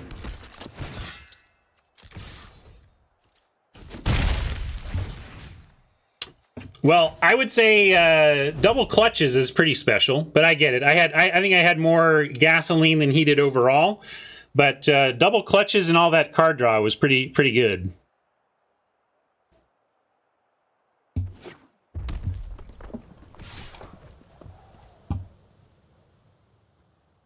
And I'm willing to take this here. That's kind of what I wanted to see. That's enough to scriptures on, I think.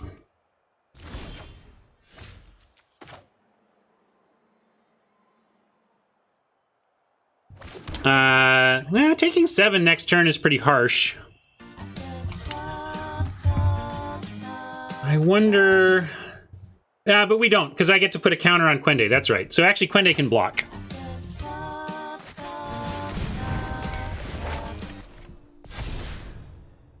I want to put this out because it'll just die.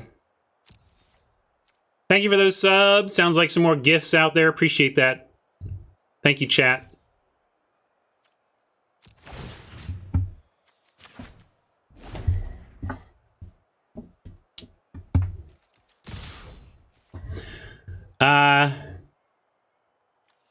I assume this is... I'm going to assume this is just because he can't stop this, and this is all going to die, so we're going to make the block. But I wanted this block. That's why I didn't want to attack. I wanted to prevent 7 damage.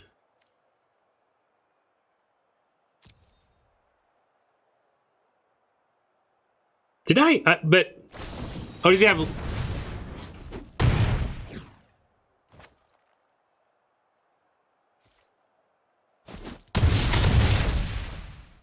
I mean, I wanted to block. Oh, what artifact? I see what you're saying. Yes, yes. I did have a free attack. Now I caught up. I'm with you. You don't have to explain anymore. I never play this dumb servant. I forget. I forgot about the servant. You are correct.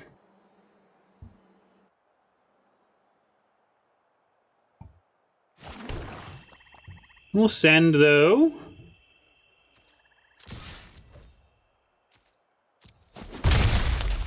With our 6 mana, what do we want to do? We can get back our Quende, but we'll wait on that. Let's go Assistant Omnivore.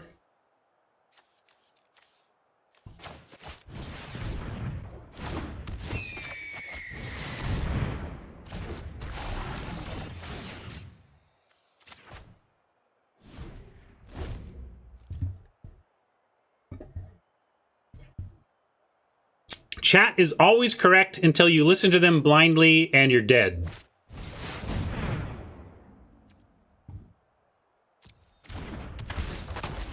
That's too bad.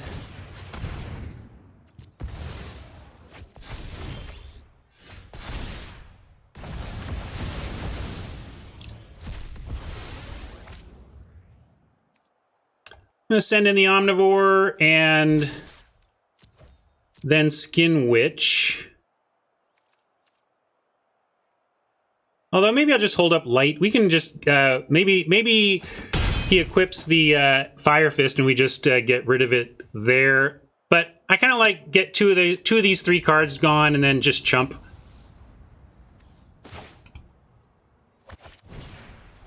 Or not. Maybe we don't even chump. Maybe we just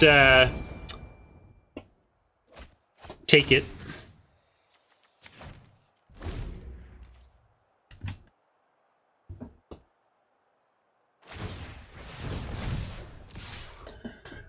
Well, I think the witch did some nice damage. I think we just chumped the witch, soul salvage it back anyway. Yeah, chump, and then like we want to get 2 things in the yard anyway. That's the card I passed. Pack 1, pick 1.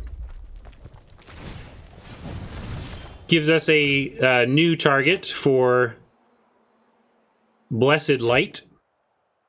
I will soul salvage here, though. Let's see. 3, 4, 5, 6, 7. Actually, maybe not. Can't Blessed Light and soul salvage. So which one do we want to do? I think we need the Blessed Light. And I'm going to do that right now.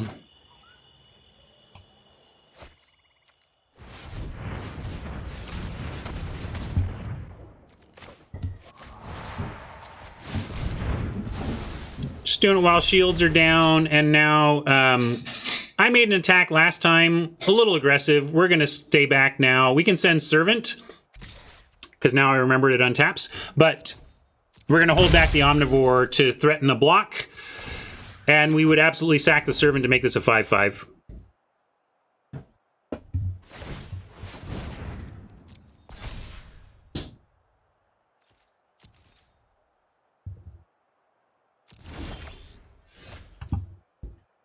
Salvage is fine here. Let's see, we'll get... I'm not sure what our mana situation is exactly, but I'm going to do this and get Quende and Skinny. You could make... I guess you could make an argument. I did that hastily. You could make an argument for the assistant, but I like that Skin Witch says you can't even keep anything in your hand. You know, like we really get to apply that pressure there. I'm going to play the island because I want Omnivore mana. But I'm going to play this and pass.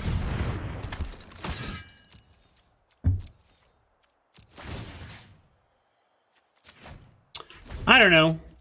Is it solid? I mean, it's been doing okay in M21. I never really liked it here. I guess if you're aggro, you got to do what you got to do.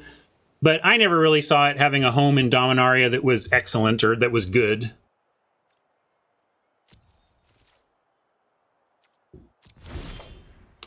This is probably just a land. I'm not going to bother Skin Witching to get a land out. We're going to try Arvad and have Quende be nutty.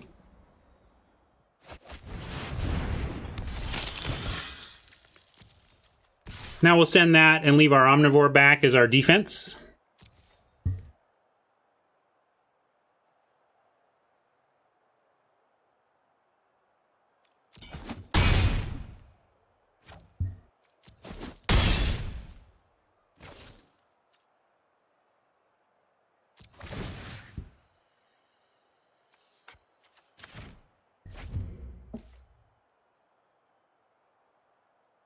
Scotty in the finals. Well, hopefully, or we're playing Scotty.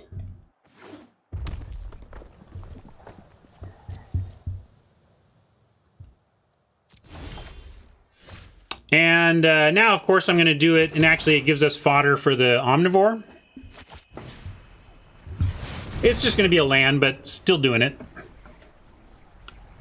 Or we force him to use an instant, regardless.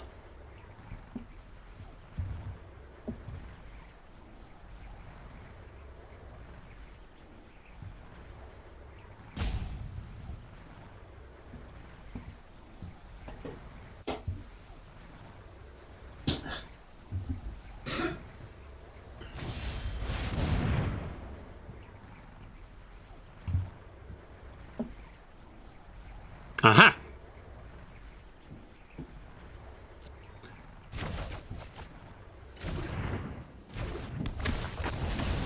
We got an Arcanist, and we'll hold on attacks.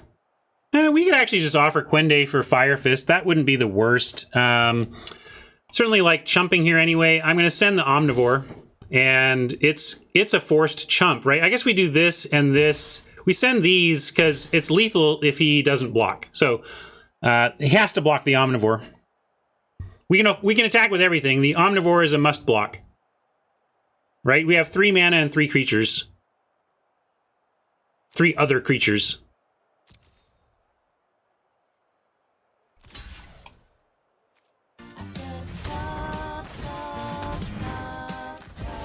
you, Bieber fan.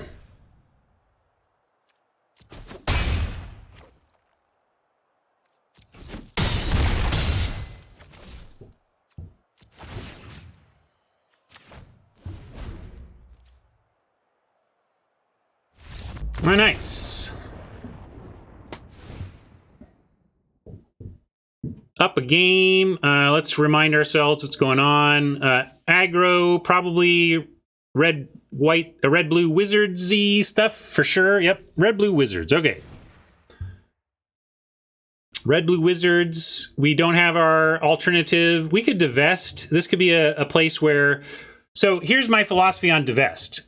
We have an advantage in the long game. We have a big advantage in the long game. So if we can just survive the early game, we should be okay. So yeah, I like bringing in divest. I like bringing in Evangel.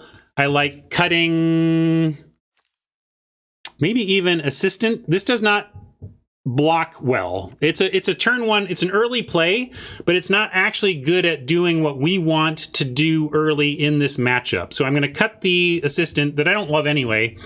You end up scrying enough in a historic deck like this to make it playable, but it's just not what we want out of a one drop. And divest is more what we want out of a one drop in this matchup. We did add a 2-drop though as well, and I want to find like maybe even Omnivore. Omnivore did some stuff there. It wasn't worthless or anything, but maybe we just want... This is maybe where I cut a Soul Salvage. Drawing 2 Soul Salvages would be awful in this matchup, so let's do that. Drawing 2 Soul Salvages early would be awful. Drawing 2 Soul Salvages eventually by turn 15 or whatever would be fine.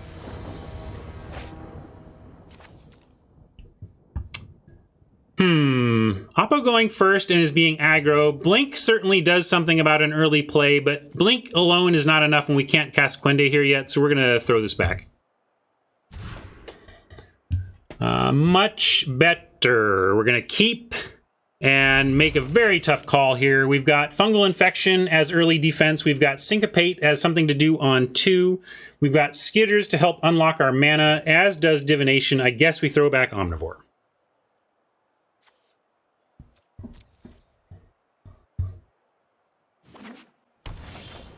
Third land is good. Highly unlikely he plays a 1 toughness, but we did see a the 2/1 blue 2-drop from Fumato, so we'll play our Swamp and maybe infect it. Not the 2/1 2-drop I was expecting, but we will definitely infect that dude. Razor, it's not Friday. You want me to win this? Like... Or maybe you do. I don't know. I shouldn't tell Razor who he wants the winner to be, but there you go. That's an incredible card in the matchup, and oh my god, we have had it all, folks.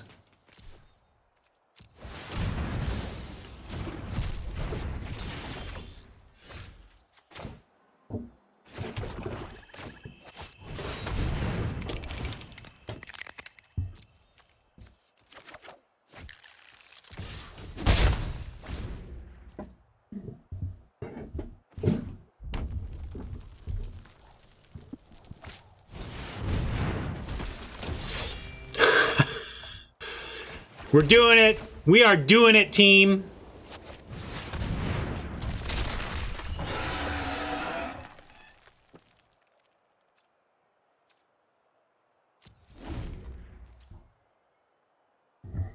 Kind of want something else dead in the yard for the Vile Offering, but I was not expecting it to happen there. All right, they got us there. Is Traxos still legendary? Still legendary, so at least Vile Offering... now that Pro has, quote, killed Traxos on the battlefield, Yawgmoth's Vile Offering is pretty live. I'm going to send the Surveyor.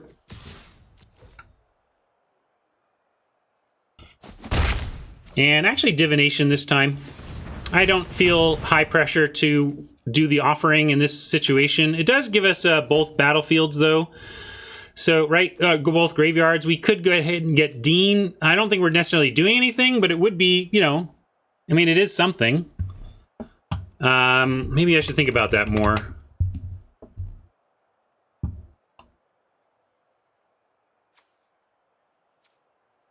We offering, get their Dean, destroy their Overseer.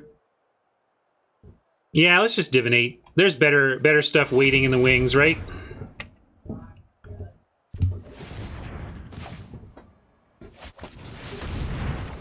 Wonderful. Thank you, deck. It happens. Whatever. I'm not complaining about my luck in this match. In fact, we were had some rough luck all day long today, but we were all kind of joking that we were getting our bad luck out of the way ahead of this event. So hopefully that's true.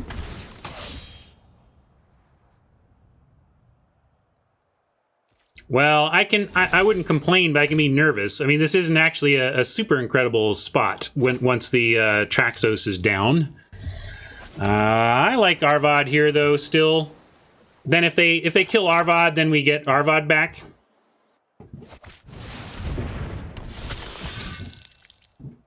Nice. Actually still pumps our defender.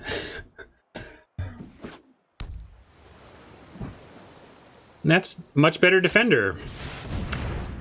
How many frickin' clutches were in this draft? Hello? Come on. What? No. But now if I make that block, we don't get to cast the Vile Offering. So I'm afraid I have to chump or just take. I'm just going to take here. Too bad. If we had one other legend, we could have Traxos die and bring it back with the Vile Offering. Well, I'm going to say no blocks, and who knows, maybe we'll find another legend and get to do that. No, we'll find more land. Okay.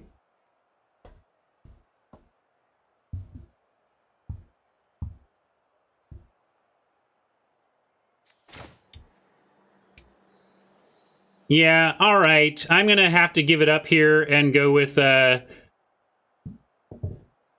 kill Arvad, get Naban back. Gotta do it.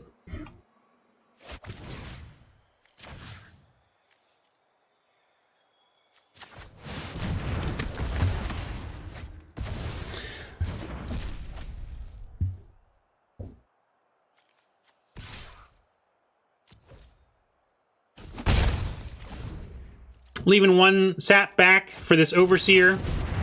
Although it looks like dead Dean. And now that we've cast our legendary sorcery, I will chump here and hope we find some of our raised deads.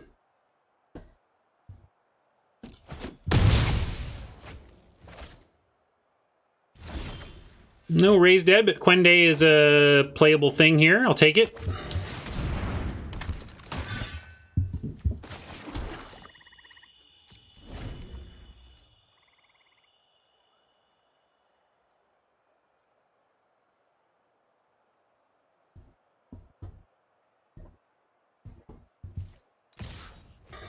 Yeah, I'm going to take one hit from the 4 here and look for a little more help. I believe we're a couple decent draws away from a much better board where we don't have to even... Yeah, there you go. How about one draw away from a much better board?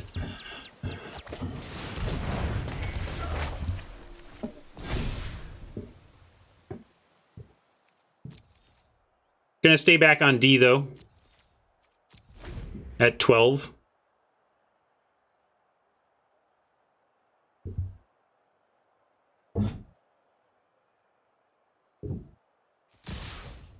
And here, yeah, we're chumping with Sap, trying to trade with Skitters, actually chumping this with Sap, and not risking Quende. We'll take 3 and make sure our artifact creature is still there.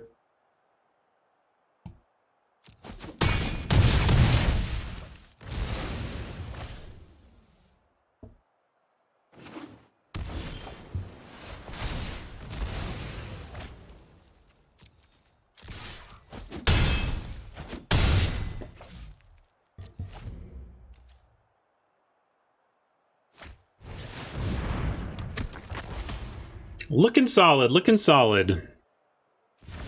Looking more than solid.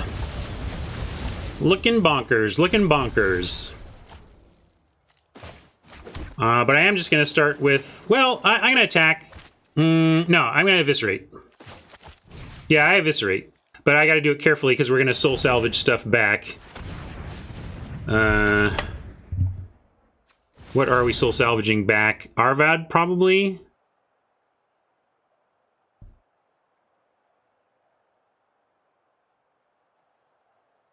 We can't cast much of anything anyway. So I'm going to do it this way. We could almost certainly Fumato would... It's not... Whether it's a forced chump or not, I believe that Fumato would block our Quende. I just want the damage. So I'm going to kill the... I'm a 1-for-1 for their creature and get in as much damage as I can and then soul salvage. Yeah. If you wanted to keep the eviscerate, okay. But I like having him at 4 with... It's lethal and we're about to add significantly to this board.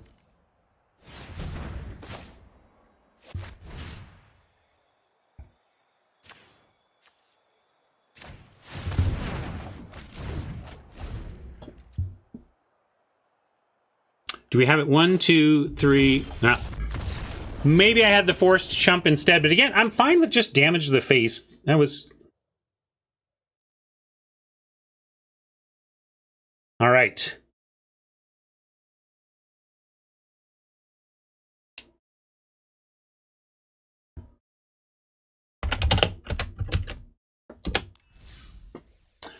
Good games, Fumato.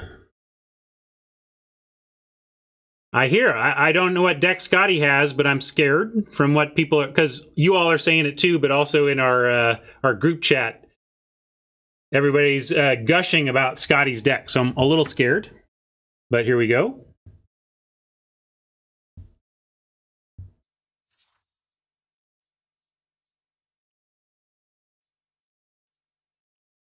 Maybe I'm not Scotty buddied yet.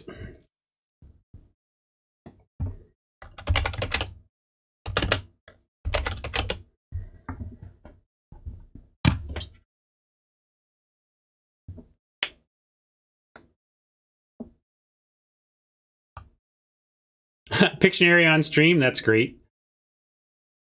Where is his deets, though? I want to challenge him, but I can't find his username info yet.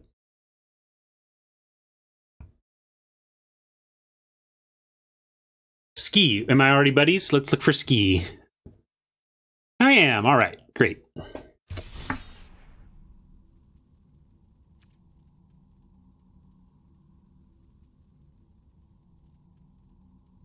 Thanks, Razor.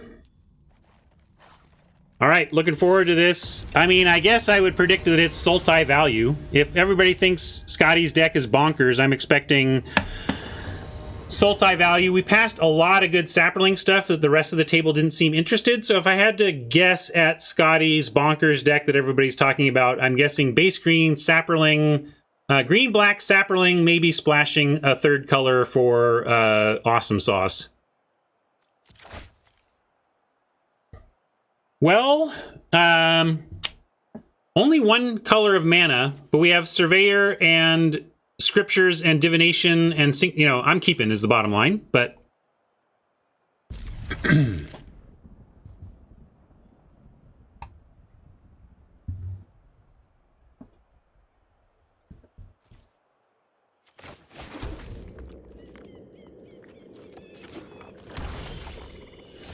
Well, we do need a third land, though, so come on, deck, give us... I'll take any land in the deck.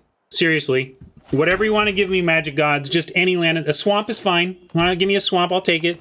Just give us a land off the top.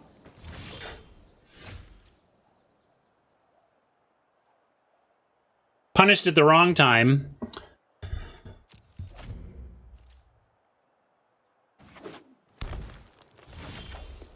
Found something here, though, at least, and we'll go for the survey.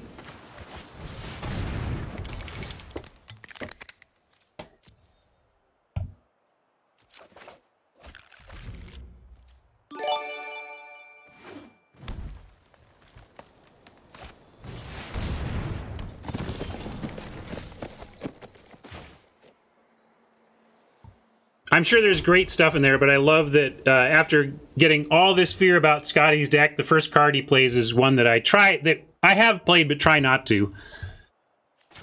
But believe me, I am not tempting any magic gods here. I believe that Scotty has the goods coming. I'm just happy that black tends to kill stuff by destroying, and we have the soul salvage, so.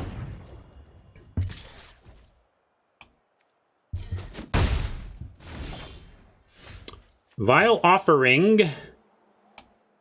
Well, I'm just going to drop Quende.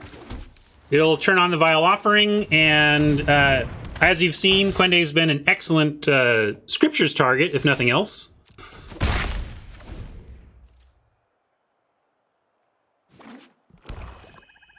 Witchy. I'm going to get it witched. I feel witching coming on. You're going to witch me? You want some witching?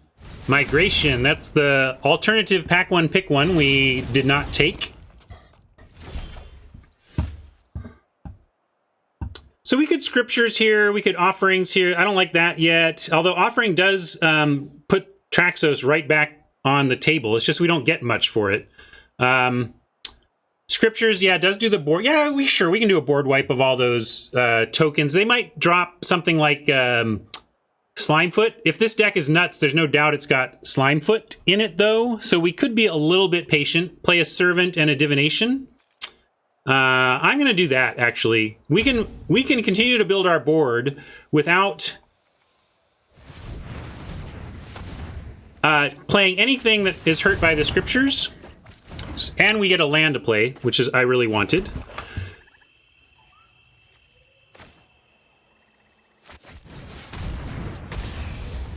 And I'm going to stay back and hope. I'm going to give Scotty one more turn here to play some extra stuff. Ooh. Final Parting is a very clunky card, so you need to be pretty sure you're not against aggro. If there's a format that can run it, it's this one. And you need to really have something incredible to get with it. If you're going to be running a Final Parting, you better be comboing it up.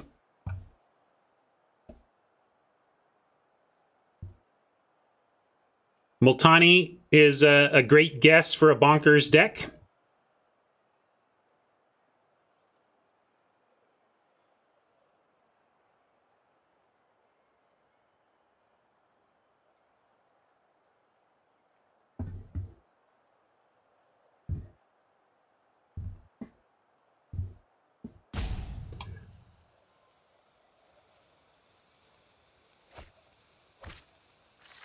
Multani indeed. Well, Scriptures exiles Graveyard, so as long as we can time it, it should be okay, but timing it is the tough part. That being said, we Scriptures. Now we just syncopate it. We'll just, it has to be recast, right? Graveyard to hand. So we'll just make sure we keep syncopate, and the cost on it is 6. 4, 5, 6. So we just need a few extras to be able to do it. If we played familiar, we'd have sync for 1 up. That's not enough. We could play Golem and have sync for 2. 1, 2, 3, 4, 5, 6. That would not be enough. So can't really cast anything here.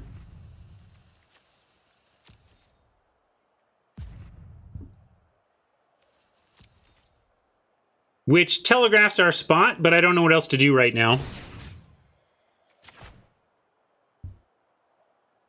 That's an interesting play. Yeah, but I think in response, this is instant speed. So unfortunately, Scotty could just respond to our offering to return it at instant speed. Oh, that's true. The 2 bounce lands. Sorry. Yeah. I did not factor in the returning of the lands. We could have played something and still pated this, is the bottom line. But now Scotty's, of course, thinking about the syncopate, deciding if they want to, I try so hard to be generic in my pronouns, but then it's rude to refer to someone as they if you know their pronouns, so. But my habit, of course, on stream is to refer to my opponents as they. Not countering that. And Scotty may be fishing for reactions and stuff, but that's fine.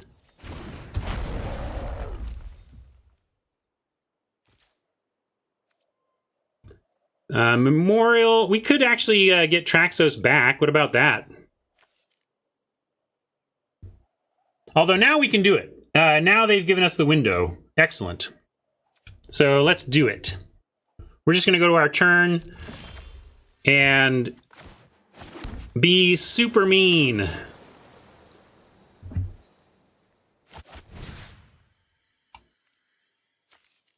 Wait.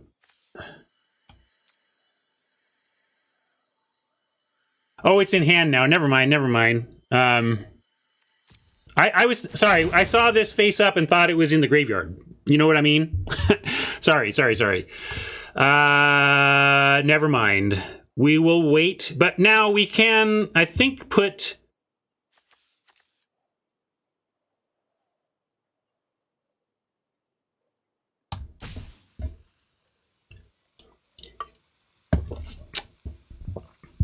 Zeludonio, they is acceptable generic first person.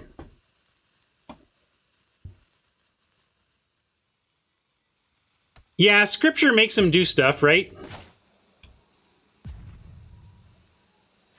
Because now, here's why we scripture.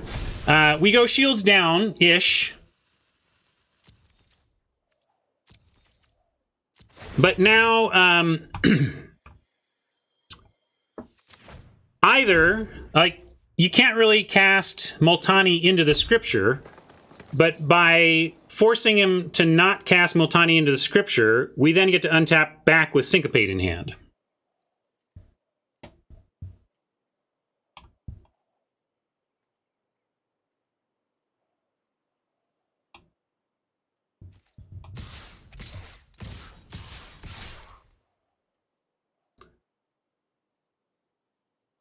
This screams of a suicide scripture attack, for which I will offer Servant and Surveyor, but nothing else. Not Quende.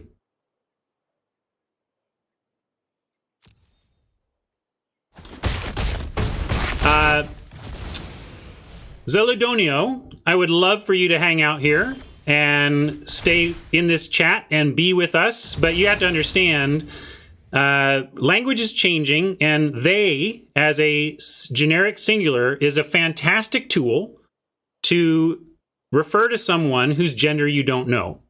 If you're not used to that yet, I would say get used to it. It's a tool we need in the world, and it's a tool we need in English. Yes, I won't forget that now. And now we can force our Quende advantage and just hold up Syncopate.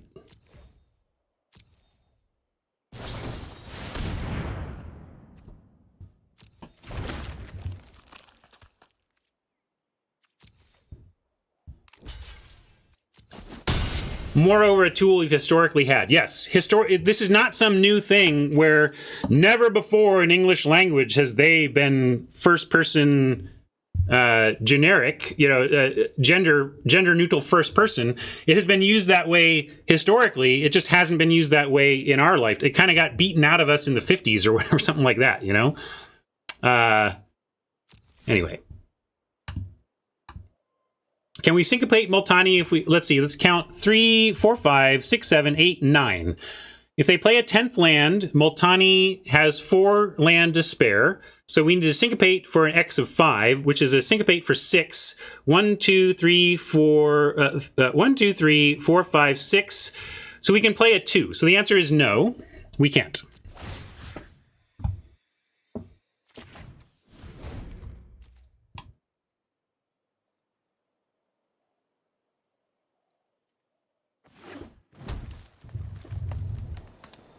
Yeah, I am 48.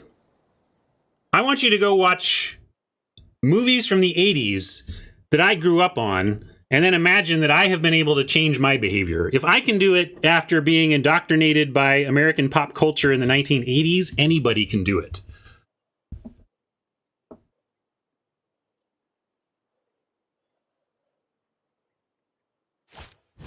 Right? Porky's just the dumbest.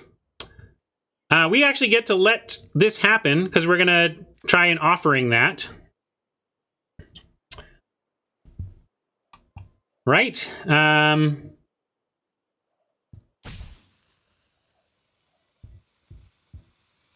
We need more mana, but yeah, we can let that happen. Heck, it even 1-for-1s with Quende right now.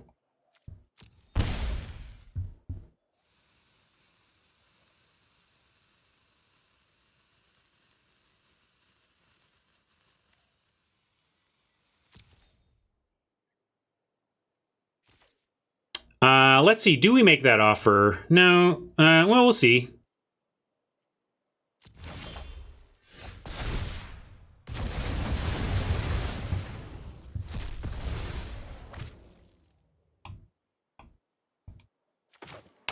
Well, and I think it's still true in the sense, right? Like I felt when I caught myself calling Scotty they, I realized that that's wrong. That, you know, you don't, that's not okay. Anyway, let's stay focused. 8, 9, 10, same thing. If they get to 11, that's 5 left over. So you need an X of 6, so syncopate of 7 now. And 1, 2, 3, 4, 5, 6, 7, 8, 9. We can only cast a 2 in that world.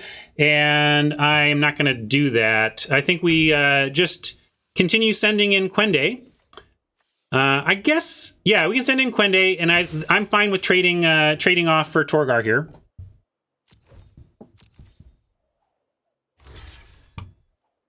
I get it. We're playing Magic Ziludonio, but it's something that matters a lot to me. I try very hard to have an inclusive stream around here, so I did want to mention it because it matters to me.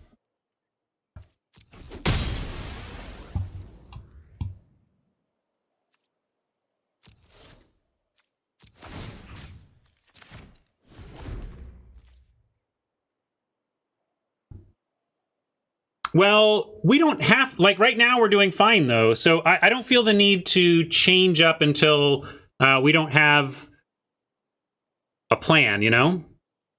Yeah, Blessed Light. I'm just going to exercise patience and continue to try and build mana. We could Memorial Traxos if we want. If we want to pit ours against theirs, you know?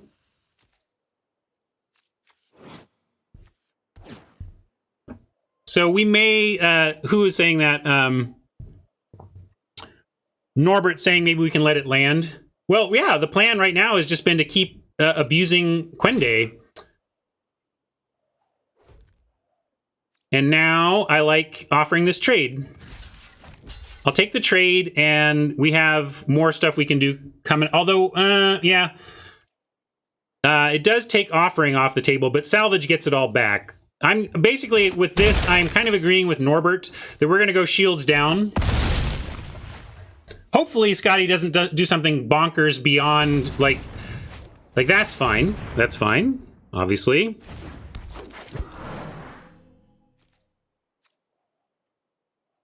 It only does for the moment. We have Soul Salvage. Well, and Eldest Reborn, which now I guess we can do instead. Soul Salvage still forces, but we're kind of past the point where we're going to get much value out of the Syncopate. So we're going to let it land once. We're going to salvage back our plan right now.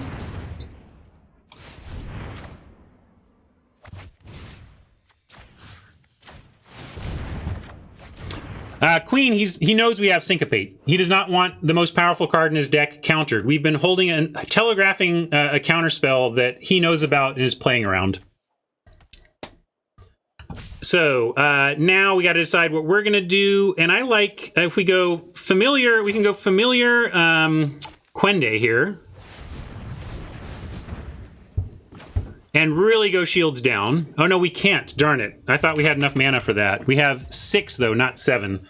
We can go familiar Howling Golem. But I'll just go Traxos.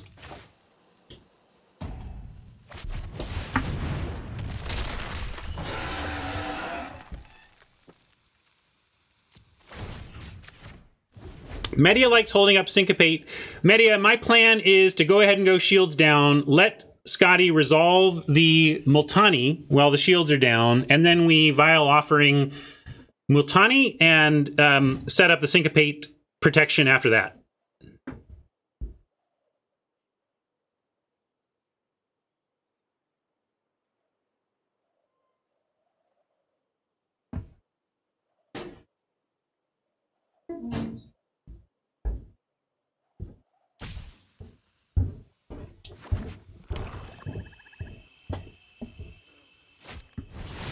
All going according to plan. Oh man, we can offer back Torgar. Awesome.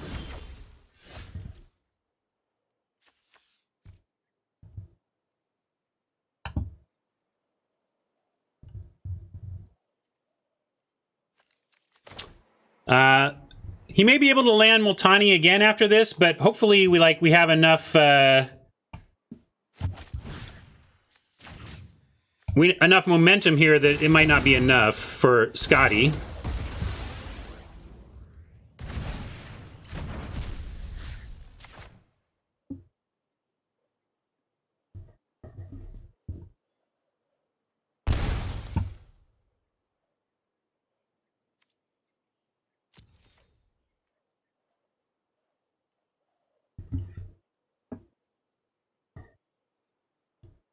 Trample is real.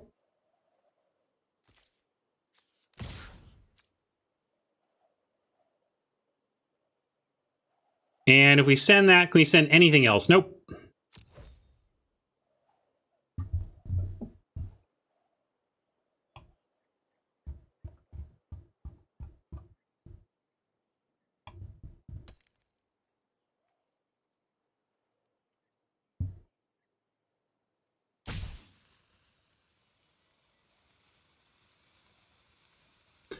That's why I love Dominaria. Dominaria's got a lot of heavy hitters in it, and yeah, we'll go with flyers. This has reach though, right? So Multani eventually stops our flyer, but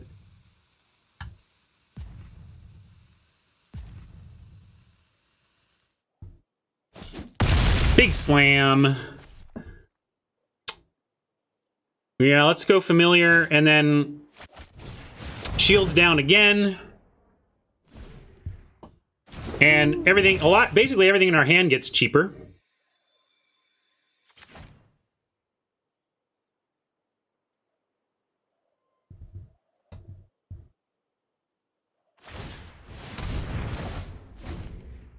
So Multani plus nothing else provides 3 blockers after Reborn.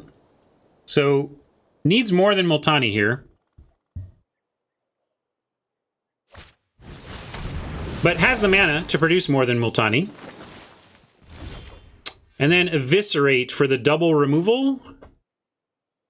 Sure, let's just go Eviscerate. Maybe that gets the scoop.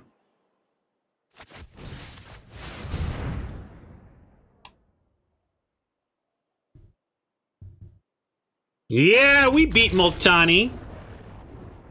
We didn't win this match, but hey, we beat Multani.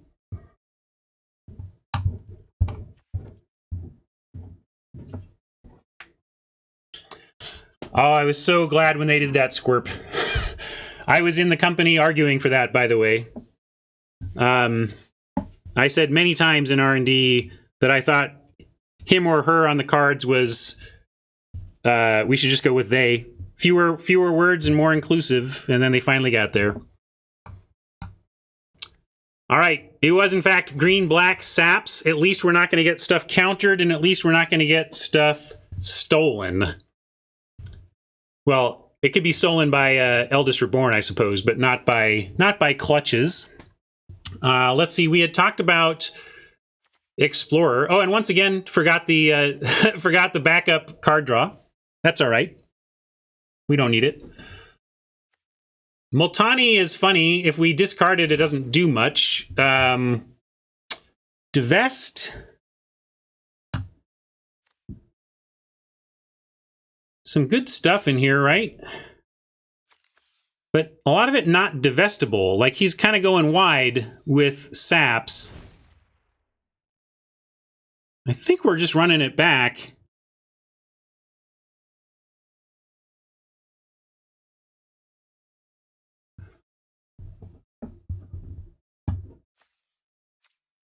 That's what I'm going to do.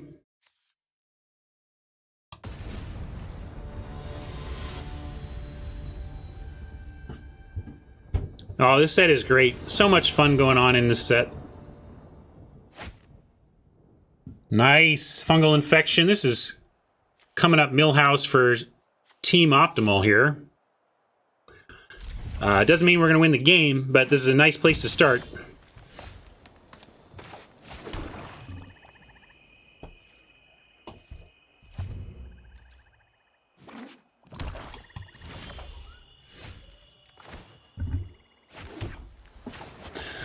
A little early for a soul salvage, but so goes.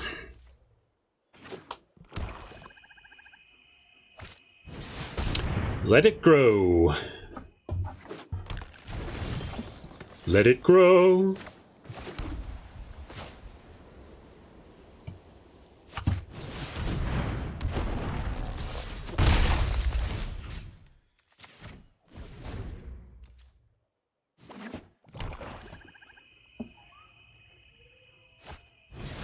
I love the old Acolyte. This is a fun. This is a really underwhelming looking card, but it actually does some significant work for the black decks in the format. Gives a flyer, fills the graveyard, gains some life. It really is a fine pivot card, your transition card. Play the Acolyte and get you stable, you know?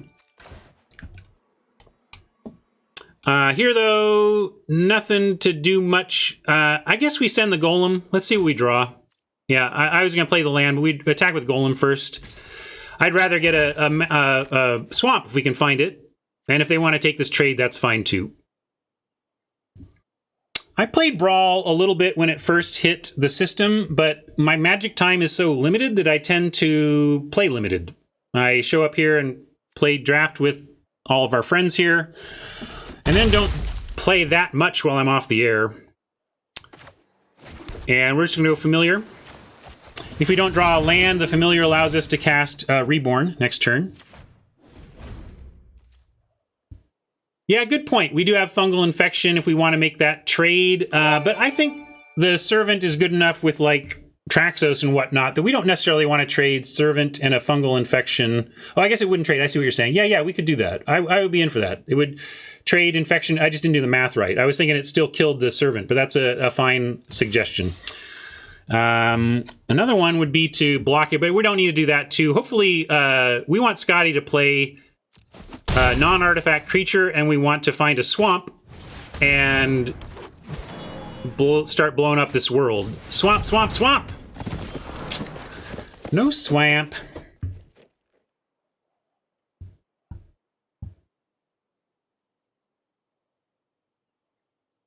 Let's send everything with the infection trick at the ready.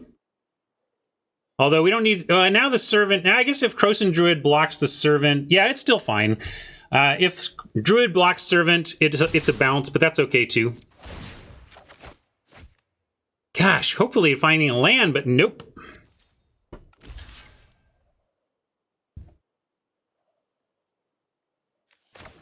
I'm gonna do it. Not much else to do here.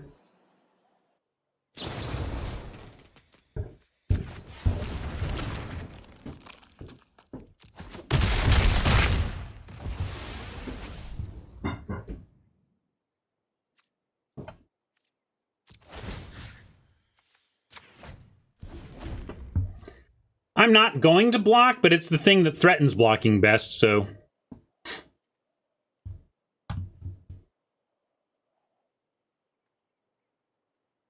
Been streaming a long time today. I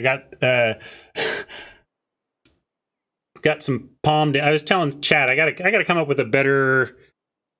Clearly I'm not erged right here. I need better ergonomics. My arm is up and I'm not mousing well. Right, Zaludo? I'm hoping to untap with this so we can get all of this stuff for cheap, but really we want a second swamp right now. Splash is hurting us a little bit here, because I think we did cut swamps for the plains.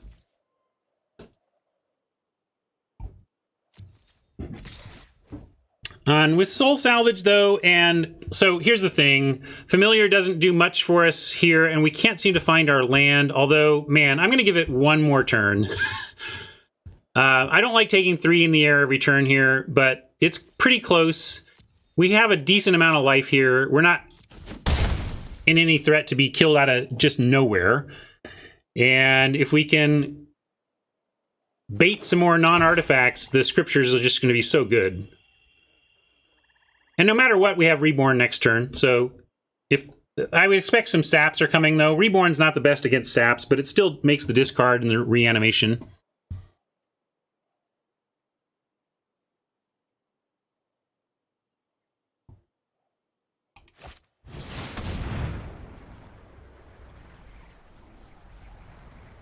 There you go. Now the Reborn doesn't do all that much. But the scripture sure does. All right. Well, I'm certainly digging for land over reborning in this situation. All right. Thank you. Was that so hard, deck? Apparently. Metal Mario, thank you for that raid. Welcome, everybody, from Mario's stream. We are trying to win this Streamer Showdown. We're up a game against Scotty Nada's Bonkers Sapperling deck with our bonkerish kind of Esper Historic deck. I'm going to, at this point, go ahead and send the Familiar and then untap it, but we probably block with it this time. What do you think? Let me know what you think on blocking here. I'm curious where chat's at on knowing that I guess Scriptures is coming, but I don't want to take 2 more swings from the Acolyte, so I'm blocking here. I'm going to block. We also have Soul Salvage twice, so we need stuff to get back anyway. Soul Salvage, Elders Reborn, Scriptures, all getting stuff. Well, this doesn't get stuff back. I guess this stops the getting of the stuff.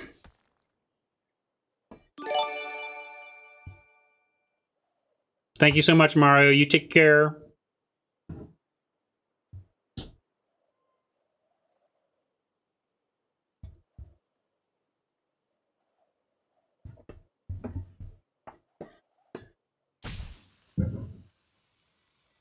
We got the Blessed Light for this has, unless it's going to like win us the game, this basically has 1 target, and that is our friend Multani. Why not blink the flyer? Well, it gains them more life and uses the blink without drawing a card. And if I can blink for card draw, I like to. What I'd love to use this blink for, if possible, this game, is to blink Eldest Reborn with Chapter 3 on the stack and redo Reborn.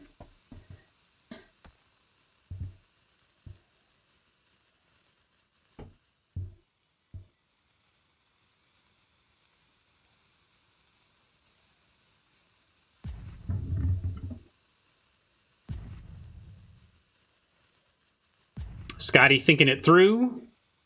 Got to come up with something, Scotty. Torgar.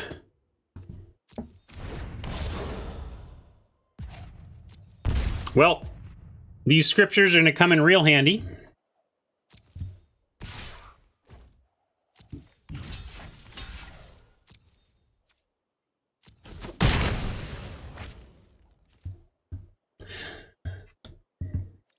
Not blinking anything. Play this land. We're going to play our scriptures. Now, it doesn't really matter where we put this. Actually, it does matter. I'm going to put it on the Howling Golem because we're going... Or I'm going to put it on the Servant. We'll spread it around a little bit here. Now, you could put a counter on the Sapperling and make it a 2/2 and have an artifact that doesn't die to the 2nd chapter, but we're going to use this sap to block Torgar.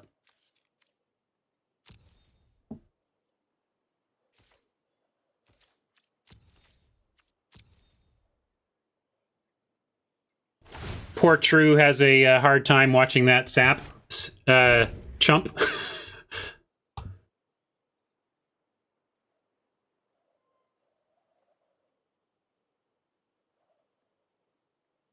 What? I'm trying to imagine a sad sapperling noise.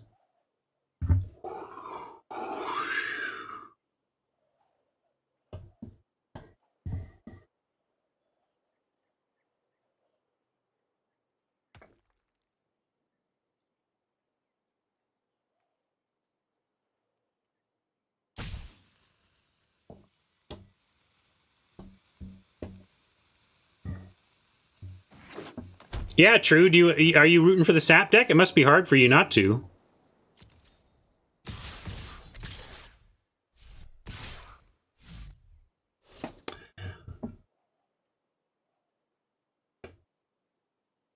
Yeah, that was my idea, Squirp. Like, they're just waving around in the wind. They're just waving in the breeze. That was my idea, that all sapperling sounds are the same. Mushroom noises. In college, that meant something different.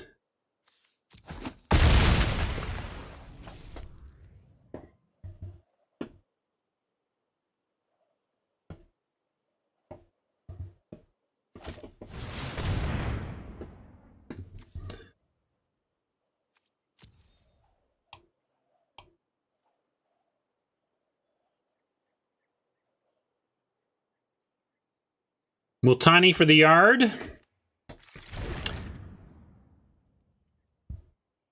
Now we have our Blessed Light from Multani.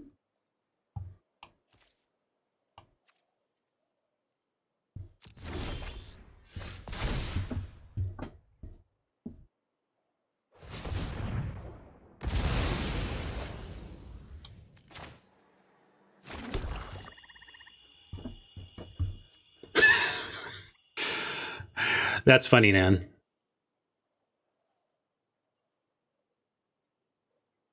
All right. Now we're going... Just make sure we don't need to do something pre-combat. Maybe I should check my yard. Nah. Spore Swarm.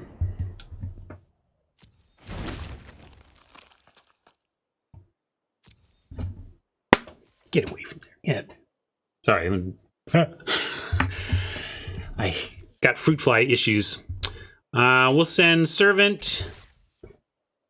We'll send Howling Golem and Servant. Why not? We're going to drop creatures anyway, and we'll take the cards. If they want to trade for the Golem, that's fine.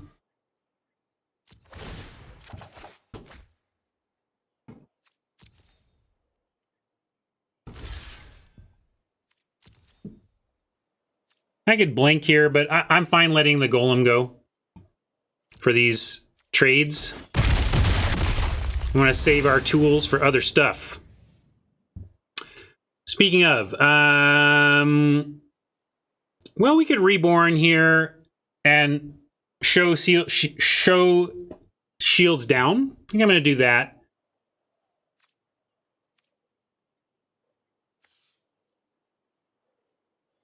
Omnivore means that he can do the math to play around Syncopate, and I kind of want him to resolve the Multani, and he's got to bring it back ahead of the chapter anyway. I just want to get Multani with the Blessed Light. And we should be able to do that here, and the Scriptures forces Scotty to act on the Multani right now.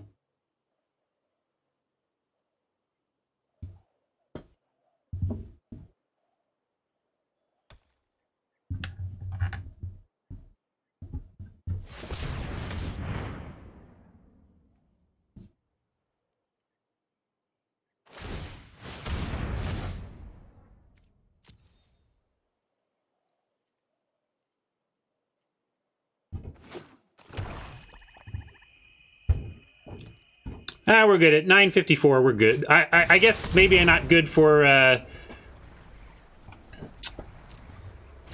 game 3, so I gotta watch that. And what are we doing about this? Probably just Soul Salvage Memorial. A little rough to give up 2 things here, but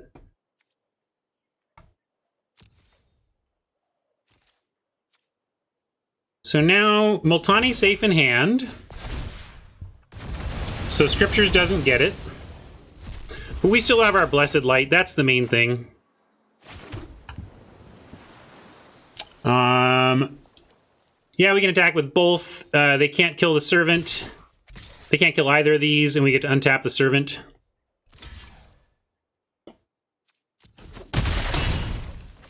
And yeah, we'll Reborn now. Again, it doesn't, you know, we could even Reborn and Soul Salvage, depending on... I don't think we have anything in the yard, though. Oh, we got Howling Golem and Familiar. I guess we could.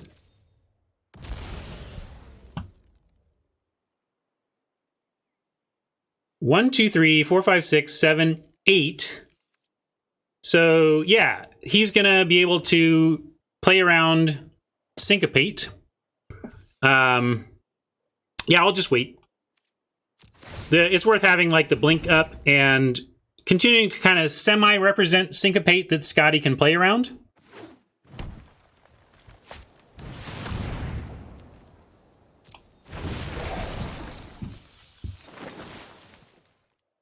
That's what I love about Dominaria. So late in the game and the hands are so loaded. Exactly! Like, you need 12 mana a turn and you spend it all. That's why I love this format. Yes, we can do the kicker trick on Eldest, but we may just... Ha! I got you, Fruit Fly number 4,372, and I'm coming for your children.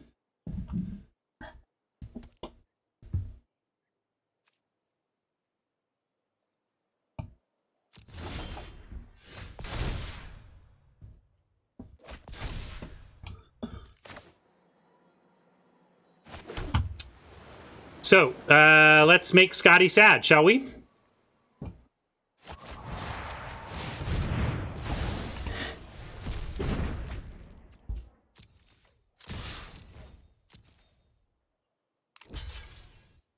Tilted Axis chat will be happy to help explain that, I am sure.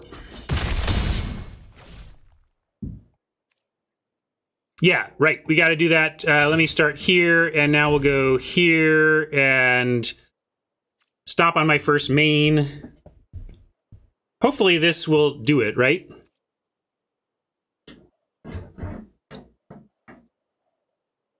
Oh, did I not update? Oh, yeah, we're 2-0. Sorry, I should update the record. We are 2-0. Hopefully 3-0 shortly? Question mark? Can we do it, gang? Right. That's no... Now I might want to save the blink for a possible demon token. I'm just going to let Chapter 3 happen and save blink for possible demonness.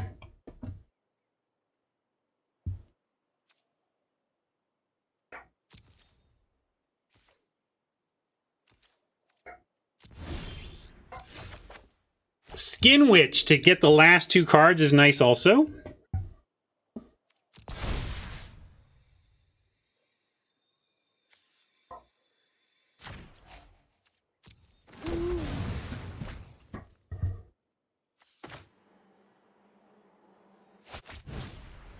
So it's leaving us with the correct mana, so I'll go ahead and do this.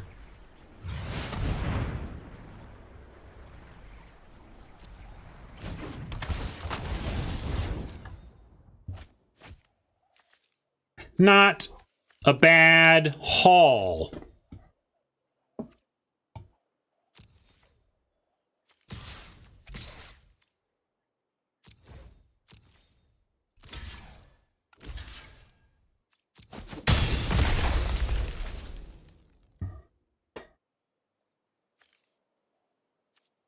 Only 1 card in the yard right now, creature-wise, so I'm going to still hold.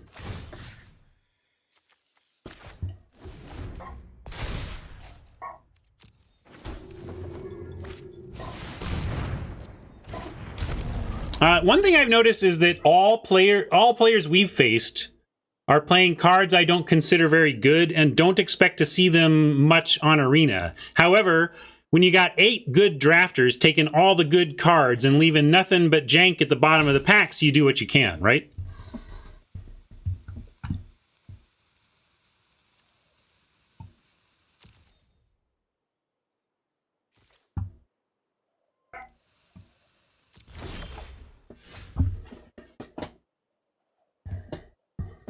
And here we get Eviscerate on the Howling Golem. I don't want Scotty to draw anything else that might help him out of this.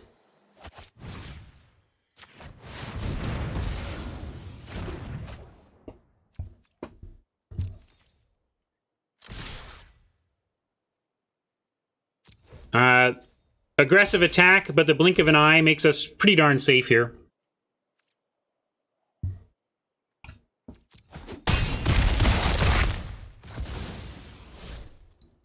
Oh, Zaludonio, it's really interesting that you said that, because as we were drafting, I kept saying, we are taking the last good card out of every pack we're seeing. Like, so I didn't know who we were passing to, but Legend must have had a terrible, terrible deck, because I felt like through the first 6 or 7 packs of pack 1, we were taking the only decent thing left in the entire pack. Now, are we doing anything else here? No, we're not gonna. I'm going to save the blink and not salvage. And we'll untap the blocker on the ground. Yeah, I guess I win this game or I lose the match, but I have just that's where I'm at, you know. Good old Ryan for you. Only 10 minutes of clock behind Scotty. I was passing to Scotty. That's okay. The one good thing we were kind of passing was was some sap stuff, so that makes some sense. Yeah.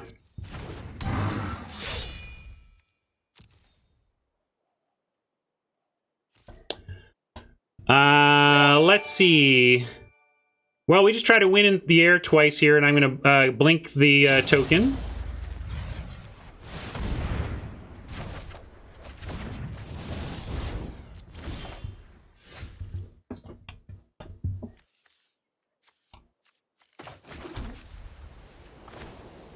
Nothing has first strike.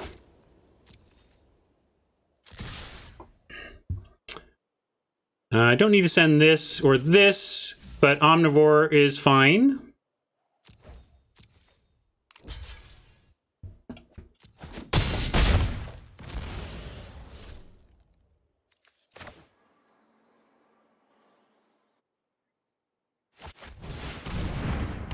And what else we got here? I'm gonna soul salvage. Well, soul salvage just gets us a howling golem. I guess that's not good enough. We'll just hold.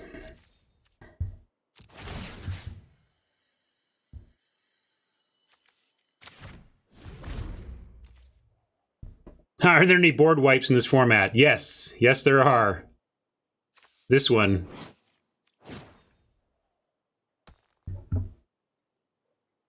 Relax. We can't win game 3, but we're going to win game 2. Yeah, baby, we did it. Hey, good game, Scotty, but we finally got ourselves a showdown, everybody. But it's worth noting that I need to play faster in these or I'm going to lose on clock. I needed to 2-0 Scotty or I was going to lose that match.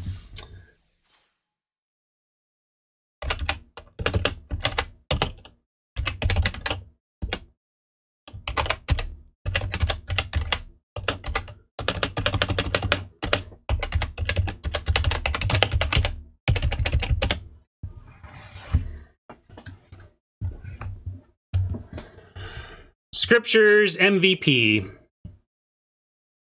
Yeah, Cheese, you're right. Like, I enjoy chatting with Chad and doing all the analysis and stuff, but if I'm going to try to be competitive in Streamer Showdowns, I need to be careful of that. I got lucky.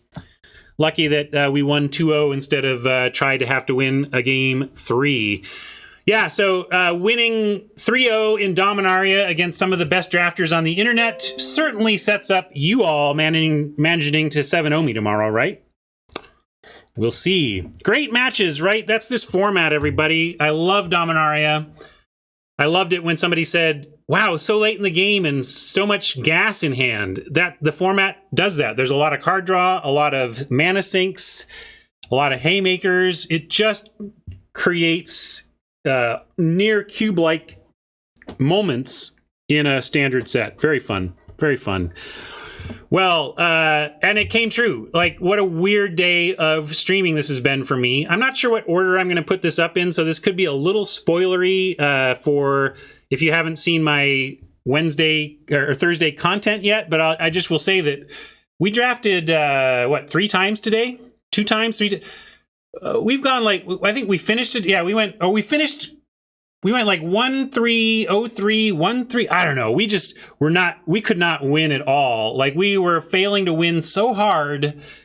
It was making us laugh. It was making me laugh. But we all kind of thought, well, maybe that means we're getting the bad luck out of the way and we'll do well this afternoon. And of course, that's some nonsense, but humans are nonsensical. It worked, though. We did it. We got 3-0 for the first time in a Streamer Showdown on what to this point had been one of the worst results days I've had while streaming. So suddenly got better. Now, if you 07 me tomorrow, chat, that will be my worst results day in the history of streaming. Can you do it? Oh, maybe so. Well, Lola Man has sent us viewers. Welcome, Lola Crew. Thank you for the raid. Just Lola Man. Welcome, everybody. Thank you for running that. That was sweet. Although I am about to send you on to somebody else instead, because we are going to. I've been streaming for about 8 hours now, and I need to. Yeah, what is my uptime? Let's see. How long have I been streaming? Close. A full-time day of streaming. What can I say? Hope all of you from Lola's stream enjoyed that event. That was incredible. Oh, now we got. All right. Well, now I gotta draft again. You know, I was trying to leave and I get double rated, and now we got to draft again. Jeez. So annoying. Well,